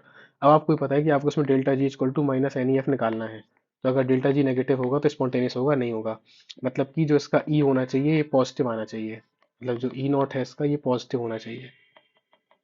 ठीक, तो आप क्या करोगे, अब या तो कुछ लोग क्या करते हैं यहाँ पे, जैसे 5 नंबर का है तो आप सिंपली ई निकाल दो ना। आप इक्वेशन लिखो, एक इक्वेशन लिखो दो, और जो भी इसका जो ई का है, मतलब right hand side left hand side anode plus cathode add कर दो, और सॉल्व करके आप ई निकाल दो, ई सेल। ई सेल निकालने के बाद फिर delta G equal to minus n E F लिखो, और आप ये दिखा दो। That is enough for 5 marker. अब कुछ लोग कहते हैं कि नहीं हम पहले नस्ट इक्वेशन लिखेंगे फिर उसको डिराइव करेंगे, फिर इस कंक्लूजन पे पहुंचेंगे फिर लास्ट में दिखाएंगे, तो वो सफिशियंट नहीं है, वो इनजस्टिस है, वो क्वेश्चन की डिमांड को एड्रेस नहीं कर रहा। क्वेश्चन ने पूछा है इतना, स्पॉन्टेनियस है कि नहीं, तो अगर आप इतना भी लिख दोगे कि स्पॉन्टेनियस जो है, जो भी आंसर आएगा लिख दो नहीं है, तब भी इनकम्प्लीट है, क्योंकि आपको जस्टिफाई करना पड़ेगा ना हमने किस बेसिस पे कहा। तो उसकी जो मेन डिमांड है यही है कि delta G less than zero है, ई ग्रेटर देन जीरो है, आप साबित करके दिखाओ, तो आप कैलकुलेशन करो और दिखा दो, दैट्स इट, यही इसने पूछा है। तो आप क्लियर कट वही लिखो, आपको मार्क्स अच्छे मिल जाएंगे। ठीक है, और इन सब के बारे में भी सेम चीजें हैं। न्यूक्लियर डिके के बारे में पूछ रहा है कि ये विच ऑफ द फॉलोइंग का represent nuclear decay, represent which of the following का represent nuclear decay, justify your answer with the mathematical logic. तो आपको देख के बताना है एक्टिविटी और टाइम के बेसिस पे, first order generally nuclear reactions होती हैं, तो फर्स्ट ऑर्डर का कौन सा ग्राफ है, तो जो जस्टिफाई कर रहा हो उसी को बता दो, जैसे इसमें ए बी ए सी, मतलब ए बी सी इन तीनों में से कौन सा वाला फॉलो कर रहा है, उसका लास्ट में आंसर बना के लिख के दिखा दो, you will get your answer. ठीक है, तो अब इसमें देखो जैसे सेक्शन बी है, सेक्शन बी में आपको चॉइस मिल जाती है, एनी वन मतलब जैसे आप चाहते हो 2 करो पूरा, 2 का ए 2 का बी 2 का सी, या फिर आप 3 करो, 3 ए 3 बी 3 सी, तो आपको कोई एक सेक्शन चूज करना होता है। तो जनरली जो समय खराब होता है ना कुछ लोगों का, हम लोगों का समय ही खराब होता है चूज करने में। हम लोग सोचते हैं कि 2 करें कि 3 करें, फिर हम बैठ के सब इन सारे क्वेश्चन को सॉल्व करने लगते हैं, फिर इसको भी करने लगते हैं, फिर इसको भी करने लगते हैं, फिर 3 के पूरे पढ़ते हैं, तो इनको पढ़ना तो हमें पड़ेगा, पर आप ये देखो कि आपको क्विकली डिसाइड करना है, आपको इस तरह करते करते आपको पूरे 200 नंबर का पेपर करना है। तो मैं क्या करता था कि मैं टाइम डिसाइड कर लेता था। टाइम डिसाइड मतलब smart work in the sense कि जैसे आपका दो, इसी को स्मार्ट वर्क बोल रहे हैं ना, कि जैसे 200 आवर का मतलब क्वेश्चन पेपर है, 3 घंटे में आपको करना है, तो पहले आवर में आप करो कितने नंबर का कर सकते हो। पहले आवर में आप मान लो 80 कर लो। ठीक है, नहीं 80 नहीं हो पाएगा, 60 70 70, ठीक ऐसे। तो शुरू पहला आवर है तो हमेशा आप कम ही कर पाओगे, तो पहले में आप 60 कर लो, दूसरे में आप 70 कर लो, तीसरे में 70 कर लो। ठीक है, तो इस तरह करके आप 3 घंटे पूरा 200 मार्क्स का पेपर अटेम्प्ट कर लोगे, और लैग भी नहीं करोगे। तो अब बस आप इतना देखो कि आपके 1 घंटे खत्म होने वाले हैं, तो क्या आपने 60 मार्क्स का क्वेश्चन पेपर कर लिया है कि नहीं किया। अगर नहीं किया तो आप स्पीड से अपने पेन की स्पीड बढ़ाओ और करो, चूज करना है जल्दी चूज करो, ज़्यादा समय बर्बाद मत करो। ठीक है, कभी कभी तो ऐसा होता था कि जैसे 70 मार्क को मैं इधर शिफ्ट कर देता था, मतलब 60 80 और 60 कर लेता था, बीच में स्पीड बढ़ा देता था, क्यों, क्योंकि लास्ट में कुछ क्वेश्चन होते हैं जिनमें ज़्यादा टाइम देना पड़ता है, तो उनको सोच सोच के भी लिखना होता है, तो आप वहां भी टाइम अपना बचा सकते हो। इट्स अपॉन योर चॉइस कैसे आप स्पीड कर रहे हो मेंटेन। तो आपको बहुत ज़्यादा टाइम वेस्ट नहीं कर सकते, आपके पास टाइम है ही नहीं एक्चुअल में। ये एक क्वेश्चन आपका कितने मार्क्स का है, ये टोटल 15 10 30 मार्क्स का है ये, तो आपको बेसिकली 2 क्वेश्चन से 1 घंटे में करने हैं। तो आप डिसाइड करते रहोगे अगर आधे घंटे तक ये कि मैं ये करूँ कि ये करूँ, तो आपका पेपर छूटना तय है। फिर लास्ट में आप बोलोगे पेपर बहुत लेंदी था और छूट जाता है, बहुत सारे बच्चों के साथ ये होता है, ये नेचुरल प्रॉब्लम है, आती ही आती है। तो इसी के लिए आपको क्या करना होगा, इसीलिए आपको प्रैक्टिस करनी होगी, प्रैक्टिस करो, और आप डिसाइड करो। और ये आप कैसे करोगे प्रैक्टिस, पीवाईक्यू में प्रैक्टिस करोगे ना आप। तो आप पीवाईक्यू आपने देख लिया 24 का। अब डिसाइड करो खुद बैठ के कि अच्छा मैं ये क्वेश्चन, ये 3 मैंने पढ़ लिए, ये 2 पढ़ लिए, ये पढ़ लिया, इन दोनों में से मुझे 25 में से मान लेते हैं 30 में से मुझे 25 नंबर का आ रहा है अच्छे से। इस वाले सेक्शन में मुझे आ रहा है 15, 5, 20, 25 में मान लो मुझे 20 नंबर का ही आ रहा है। तो मैं कौन सा चूज करूं, तूने कहा 25, गो विद दैट। अब ये मत सोचो कि इस 5 नंबर के लिए मैं एक्स्ट्रा दिमाग लगा रहा हूँ नहीं लगा रहा हूँ, वो तुम लगा सकते हो बाद में अगर तुम्हारे पास टाइम है। बट स्मार्ट वर्क ये कहता है कि जितना रैशनल डिसीजन है उसको लो और आगे बढ़ो। तो 25 मार्क्स के लेके आगे बढ़ जाओ। जैसे मुझे याद है, मुझे क्वेश्चन शायद अच्छे से याद नहीं आ रहा था पॉलीमॉर्फिज्म के बारे में, तो मैंने कहा 5 नंबर जाने दो, 25 दिख रहे हैं अभी, पहले फोकस करो। और लास्ट में कुछ कुछ मुझे इसके बारे में याद आ गया था, मैंने लिख भी दिया था। That's why. तो अगर इसमें लग रहा है कि इसमें कैलकुलेशन ज़्यादा टाइम लगेगा तो आप छोड़ दो, मत करो। इसी तरह सेक्शन सी में आओ। सेक्शन सी में भी 3 क्वेश्चन, जैसे 10, 10, 10, इधर भी है 10, 10, 10। तो अब अगर ये न्यूमेरिकल है, अगर आपको बन रहा है तो वेरी गुड। तो मुझे ये वाला न्यूमेरिकल बन रहा था तो मैंने ये वाला पी चूज किया, और ये ट्रांस इफेक्ट आसान लग रहा था तो मैंने कर दिया। देखो इसमें ये नहीं होता कि अगर आपने कोई बहुत आसान क्वेश्चन चूज कर लिया, ऐसा नहीं। क्वेश्चन आप जो भी कर रहे हो सही होना चाहिए, आसान कठिन से कोई मतलब नहीं होता। ठीक है। तो इस तरह करते करते आप क्वेश्चन आसानी से चूज कर सकते हो। इसमें एक और स्मार्ट वर्क होता है, जैसे कुछ सेक्शंस हमारे वीक होते हैं, कुछ हमारे स्ट्रांग होते हैं। तो पेपर वन में हमेशा हमेशा चॉइस मिलती है हमें कि हम कुछ कुछ टॉपिक्स को करें, कुछ कुछ टॉपिक्स को ना करें। जैसे इसमें देखो, आप इस टॉपिक्स को बड़े आसानी से आप इजीली आप लूज आउट कर सकते हो। ये ग्रेविटी वाला क्वेश्चन है और ये ग्रेविमेट्री वाला है। आपने मान लो नहीं पढ़ा तो छोड़ दो इसको, तो आप ये वाला कर सकते हो, लेकिन सॉलिड स्टेट वाला। और ये तो आपने बहुत कॉमन टॉपिक है ट्रांस इफेक्ट का, आपने पढ़ा ही होगा। और ये भी आपका कोऑर्डिनेशन वाला है, तो यहाँ से निपटा कर दोगे क्वेश्चंस को आप। तो स्मार्ट वर्क से आप चीज़ें सॉल्व कर सकते हो। जैसे सेक्शन डी है, ये थर्मोग्रामेट्रिक, आपने आता है तो नहीं आता, नहीं आता तो बहुत टफ है आपके लिए। ये मैच ऑफ द फॉलोइंग है, मैच ऑफ द फॉलोइंग तो लोग कर लेते हैं, आसान है। ठीक है। ये इसमें थोड़ा सा टफ हो सकता है ये वाला, ठीक है। बट अब इसमें देखो साथ में जो चॉइस मिली आपको, ये देखो कितना आसान है। ये CO2 O12 इनके स्ट्रक्चर बनाना, क्लस्टर्स, ये हम लोग बहुत पढ़ते हैं नेट गेट में। ऑक्सीडेटिव एडिशन, रेडियो एलिमिनेशन की पूरी पूरी डेफिनेशन ही पूछ ली, तो आप आराम से समझा सकते हो, क्या दिक्कत है इसमें। ठीक है। और फिर जैसे इसमें क्या पूछ लिया है, थोड़ा अच्छा क्वेश्चन पूछ लिया है, तो ये थोड़ा ट्रिकी है। पर देखो इधर अब आपको 20 नंबर आपको आसानी से मिल रहे थे, इसमें थोड़ा आपको दिमाग लगाना पड़ेगा। यहाँ पे हो सकता है आपको 15 नंबर आ ही ना रहा हो, या अगर आप कर भी दो तो समय बहुत ज़्यादा लगे। तो टाइम और रिटर्न, वहीं आपको बैठ के डिसीजन लेना है। ये क्वेश्चन कौन मैं अच्छा कर सकता हूँ और कम टाइम में कर सकता हूँ। उसी चीज़ का चैलेंज है एग्जाम। ऐसा नहीं है, बहुत सारे बच्चे होते हैं जिनको लगता है कि मुझे सब आता है एग्जाम के बाद निकलने पर मुद्दे की बात है कि एग्जाम में बैठ कर डिसीजन कैसे ले रहे हो। जैसे वहाँ आपने डिसीजन लिया कि यार देखो मैं 20 को 30 नंबर क्वेश्चन है, 30 में से मैं 20 नंबर अच्छे से ला सकता हूँ। इसमें देखो मैं ला तो सकता हूँ 15, पर हो सकता है गलत हो जाए, ये टाइम ज़्यादा लगेगा, मेरे पास टाइम नहीं है। तो टाइम कम है तो चुपचाप इसको चूज करो और आगे बढ़ जाओ, 20-22 नंबर सही कर दोगे तो 17-18 मिल जाएगा। ठीक है। ऐसा। इसी तरह सेक्शन ई में देखो, कुछ चीज़ें आपको बन सकती हैं, कुछ चीज़ें ऐसे बहुत आसान होता है, हमेशा बन जाता है, आसान होता है। ये भी देखो ऑर्गेनिक के एक्शन, मतलब अपनी स्ट्रेंथ वीकनेस पर वो काम करना है ना, कि आप कर पाओगे कि नहीं कर पाओगे। जैसे मुझे न्यूक्लियर केमिस्ट्री पसंद लगती थी तो मैं generally nuclear chemistry question choose कर लेता था, क्योंकि इसमें क्या होता है, टू द पॉइंट आंसर लिखो बढ़ जाओ आगे, कैलकुलेशन करो बढ़ जाओ आगे। कई बार ऐसा भी हो सकता है कि आपको 10 नंबर वाले क्वेश्चन के लिए भी आपको एक ही पेज मिले।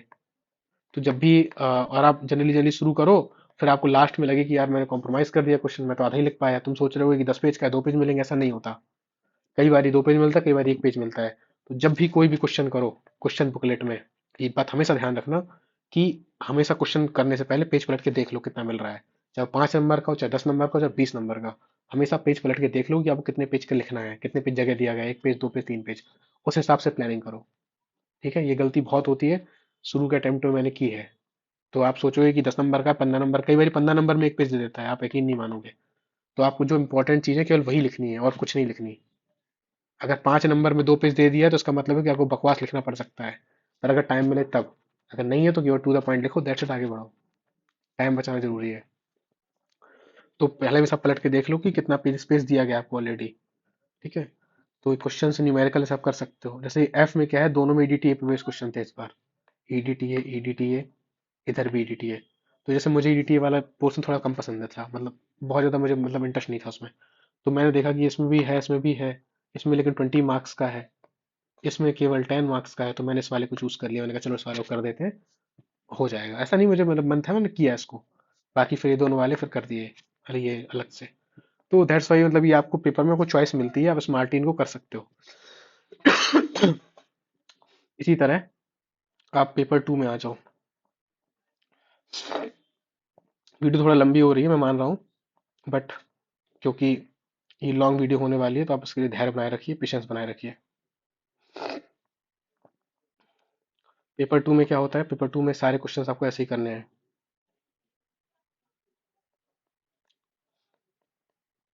पेपर टू तो आपका स्कोरिंग होता है, ठीक है। जो मैंने पर्सनली ऑब्जर्व किया, 2-3 साल का पेपर सॉल्व करोगे, मैं तो कह रहा हूँ 10 साल कर लो आप, पर जो पेपर टू होता है वो जनरली टू द पॉइंट होता है। मतलब इसमें आपको या तो बनता है तो नहीं बनता। तो इसमें आपको बस सीधा न्यूमेरिकल्स हैं, जनरली कॉन्सेप्ट है, रिवाइज करो और सॉल्व करो।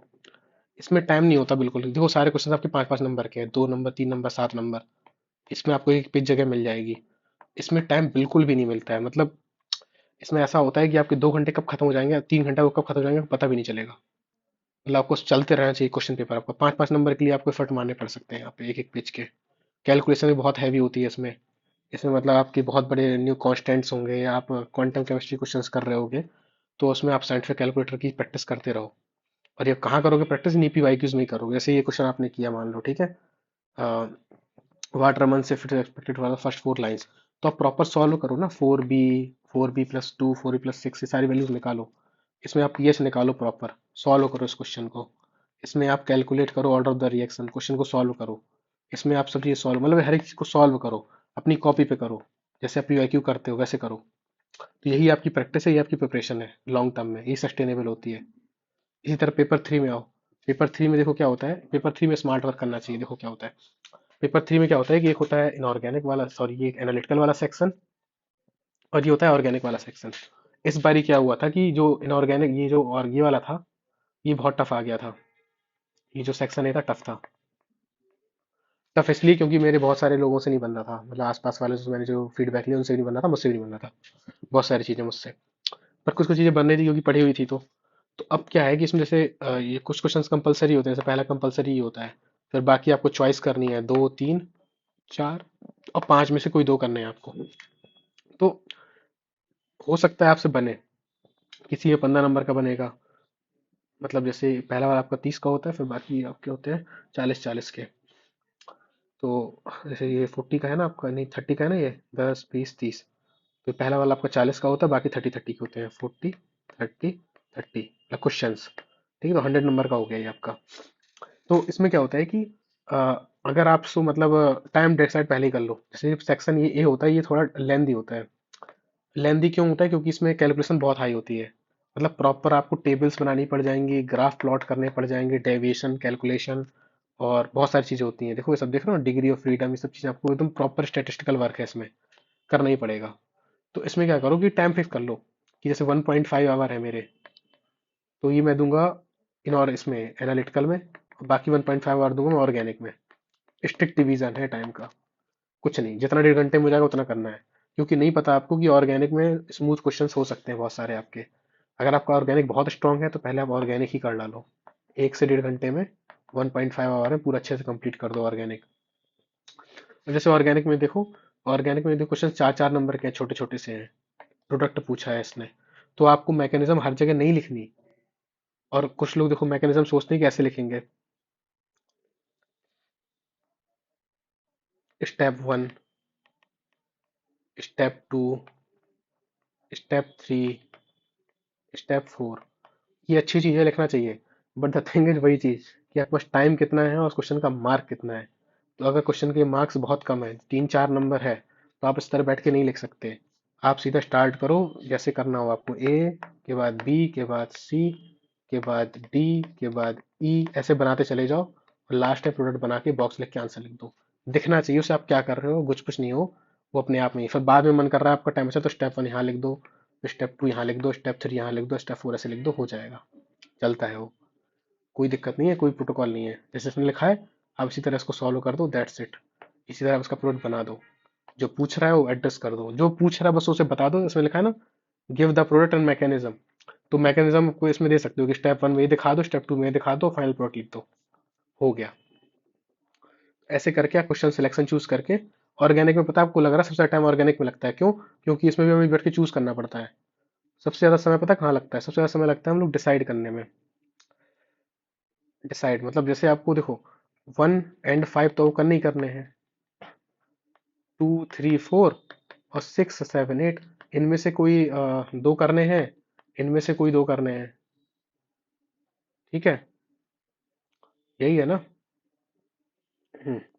6 अटेम्प्ट करने ही है आपको, तो इनमें से कोई दो करने हैं, इनमें से कोई दो करने हैं।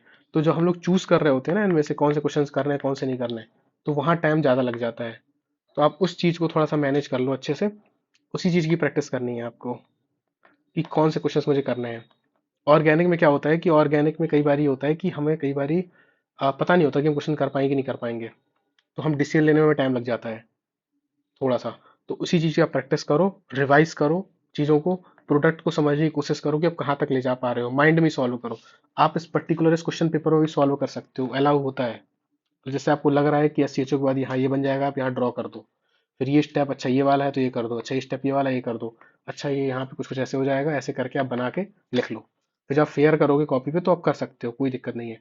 जैसे यहाँ आपको दिख रहा है ना कि इसमें यहाँ पे कुछ कुछ साइक्लो एडिशन टाइप कुछ कुछ रिएक्शन होगी, फिर वो हीट होगा, फिर वो CO2 निकल जाएगी, रिवर्स डीसेल्टर हो जाएगा। तो आप वो समझ पा रहे हो उसको देख के, तो आप कर लो।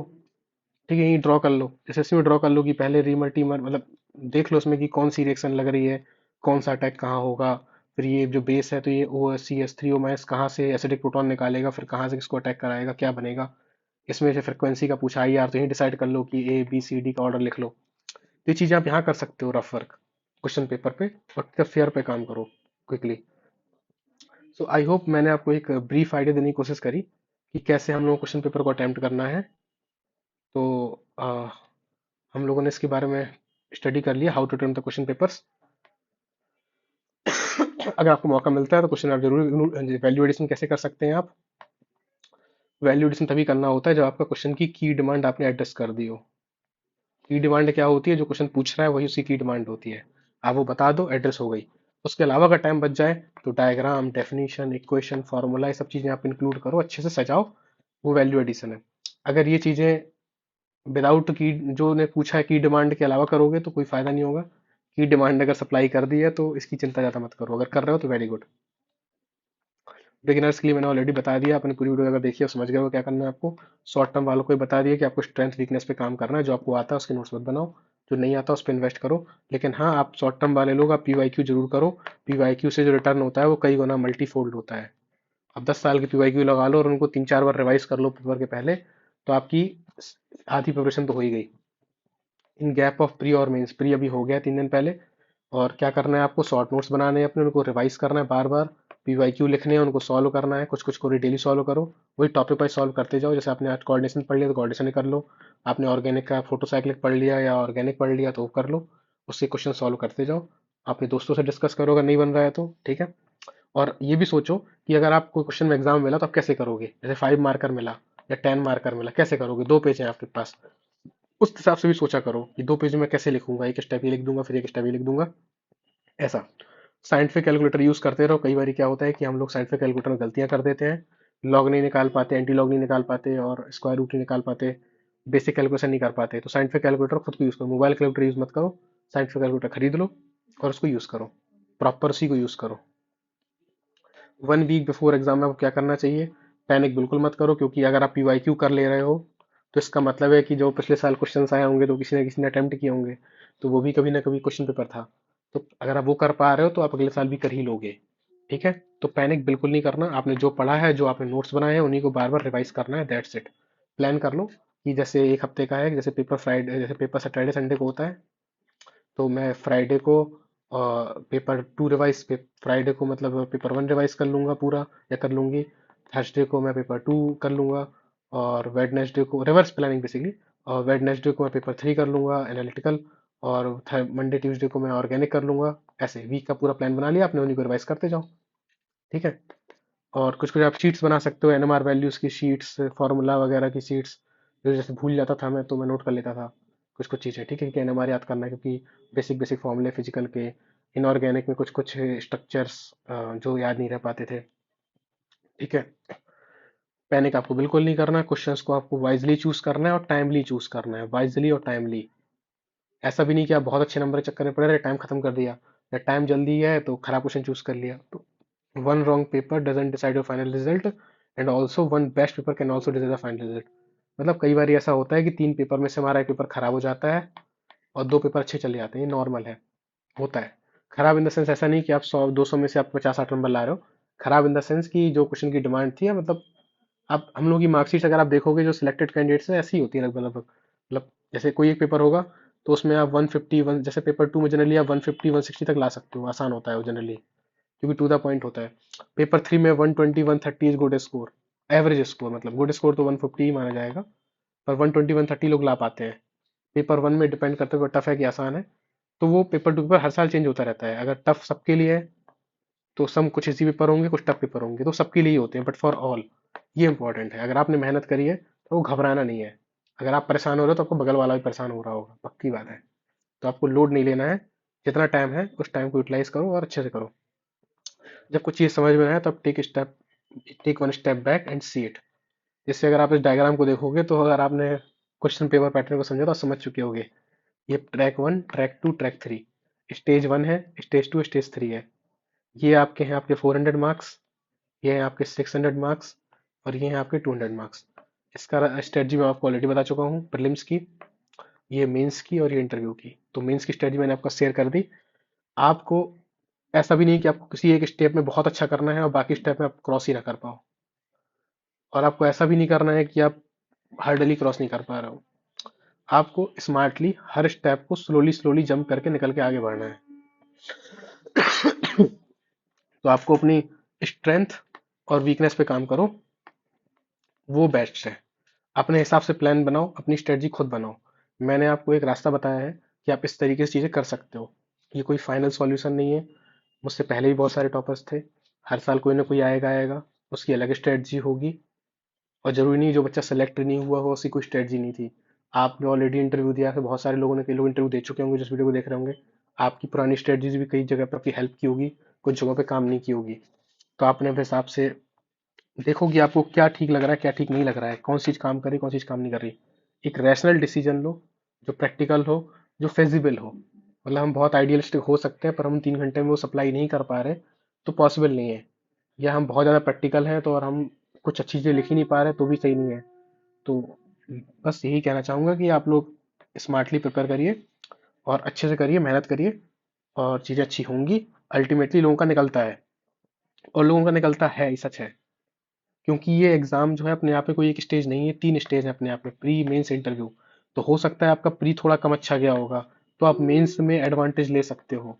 मेंस अच्छा अगर नहीं गया होगा तो, अगर प्री और मेंस में तो आपका बेसिकली 1000 1000 तो कवर हो ही जाते हैं। बट इंटरव्यू में कुछ चीज़ें आप थोड़ी बहुत चीज़ें सही कर सकते हो तो आप रैंक इंप्रूव कर सकते हो अपनी। ठीक है, फाइनल लिस्ट तक आने में उसमें भी हेल्प होता है। हाँ, देखो, हर स्टेज की कोई ना कोई वैल्यू है, लेकिन जो जो मेजर वैल्यू है वो यहाँ पे कवर हो जाती है आपकी प्री और मेंस में ही। और प्री में भी स्पेसिफिकली यहाँ पे आपके जो 300 मार्क्स होते हैं, ये स्टेज के बहुत ऑब्जेक्टिव होते हैं यहाँ पे। मतलब आप लाइक अगर सब सही कर दोगे तो 250 तक भी स्कोर कर सकते हो, 300 में से 250 250 भी। इसमें क्या है कि इसमें 600 मार्क्स का है, तो 600 मार्क्स में जनरली 450 तक इज गुड स्कोर। मतलब वेरी डिसेंट, बहुत अच्छा स्कोर है 450। इस साल तो काफी कम आया है स्कोर, 450 बहुत कम लोगों का आया है, जैसे मेरा खुद का ही 450 नहीं था। बट पहले के लोग लाते रहे हैं। ठीक है, वो पेपर पे डिपेंड करता है। इंटरव्यू स्कोर भी जैसे इस बार 140 मैक्सिमम मिला, और मोस्टली बच्चों को 125 195 की। इंटरव्यू के बारे में हम लोग नेक्स्ट वीडियो में बात करेंगे, उसको भी जान देते हैं। अभी फिलहाल मेंस के बारे में बात करते हैं। ठीक है। और ये चीज और एक चीज मैं बोलना चाहूंगा कि ऐसा होता है, मतलब कि अ, ऐसा होता है कि जैसे मान लो आपने 200 मार्क्स का पेपर है, पेपर 1 पेपर 2 पेपर 3, आप 200 आउट ऑफ 200 अटेम्प्ट ना कर पाओ, पॉसिबल है। लोगों के क्वेश्चन छूटते हैं, फ्रैंकली छूटते हैं। जैसे पेपर 1 मुझे याद है मैंने 190 का किया था अटेम्प्ट। अटेम्प्ट मतलब ठीक है, जो मुझे लगा था कि सही है अटेम्प्ट कर दिया था। फिर उसमें कितने सही थे, मार्क्स कितने आ रहे वो अलग चीज़ है। पेपर 2 भी आई थिंक मैंने 190 या 195 का अटेम्प्ट कर दिया होगा। 190 का, क्योंकि एक ही साथ क्वेश्चन छूटा था, एक दो ही छूटे थे। तो 180 185 का था। पेपर 3 में मैंने अराउंड 150 का ही अटेम्प्ट किया था। बस समझ पा रहा हूँ इतना कम अटेम्प्ट क्यों किया, क्योंकि बन ही नहीं जाता, मुझसे नहीं होता, किसी से नहीं बन रहा था। जब पेपर टफ होता है तो सबके लिए टफ होता है। तो होता है पॉसिबिलिटी आप अटेम्प्ट ही नहीं कर पाओगे, मतलब जब नहीं आ रहा तो नहीं आ रहा ना, गलत थोड़ी लिख दोगे। तो ऐसा भी होता है, मतलब अगर मैं ये सोचूं कि मैं मान लो कि 150 का अटेम्प्ट किया, चलो मेरा तो होगा ही नहीं, मैं तो गेम से बाहर हो गया, तो ऐसा नहीं सोचना होता है। ऐसा नहीं सोचना होता, ही बोलना चाह रहा हूँ मैं आपसे। हो सकता है 150 ही अटेम्प्ट करो, तो मैंने किया था, मुझे लगा था कि गया है अटेम्प्ट ही नहीं होने वाला कुछ सिलेक्शन विलेक्शन। और बाद में जब रिजल्ट आया, मैं सोचा कि अब तो पेपर खराब गया है, इंटरव्यू जाके दे रहा हूँ, चलो ठीक है देता हूँ। बट वो मैं इंटरव्यू आपको स्टोरी बता दूंगा उसकी अलग से, बट मैं बता रहा हूँ कि मेंस में ऐसा होता है। जैसे यहाँ पे जैसे कुछ बच्चों ने यहाँ पे GS1 का जो पेपर है, ये 100 मार्क्स का, उनका बहुत खराब गया होगा, 3 दिन पहले जो दे के आए होंगे, वो इस वीडियो को देख रहे होंगे, उनका खराब किया होगा। पर उनको लग रहा होगा कि उनका प्री निकलेगा ही नहीं, हो सकता है जब इस दिन रिजल्ट आए प्री का, और उनका कह रहे वाह मेरा हो गया। ऐसा इसलिए क्योंकि हो सकता है वो किसी से ना बन रहा हो ये प्री, उनके और खराब नंबर हो, और केमिस्ट्री किसी ने अच्छा कर दिया हो, या सबसे खराब हो गया हो। अभी मैंने हालांकि पेपर नहीं देखा इस साल का कैसा आया है, तो मैं कमेंट नहीं कर सकता, बट मैं बता रहा हूँ। तो गेम जब तक खत्म ना हो तो कोई बात नहीं, बट आपको अपना बेस्ट देना है, और रैशनल और प्रैक्टिकल दोनों एक साथ ही होना है, ठीक है। तो चीज़ें हो सकती हैं, और पेपर डिपेंड करता है एक्चुअल में कैसा है, हम वहाँ बैठ के जज नहीं कर पाते कि हम कैसे, जैसे हम लोग प्लान करते हैं ना कि हम लोग इसमें इतने अटेम्प्ट कर देंगे तो इतने नंबर आ जाएंगे, इतने कर देंगे इतने आ जाएंगे, इसमें 200 का है तो चलो मैं 450 ले आऊंगा, इसमें इतना कर दूंगा तो मेरा, इसमें 250 ले आऊंगा, इसमें इतने ले आऊंगा 120, तो फाइनल लिस्ट में 800 हो जाएंगे और मेरा सिलेक्शन हो जाएगा। ऐसा हम प्लान कर सकते हैं, पर रियलिटी में जब एग्जीक्यूट हो रहा होता है ना एग्जाम, तब कुछ चीज़ें डिफरेंट होती हैं, वो हमारे हाथ में नहीं होती। तो control only those that are controllable.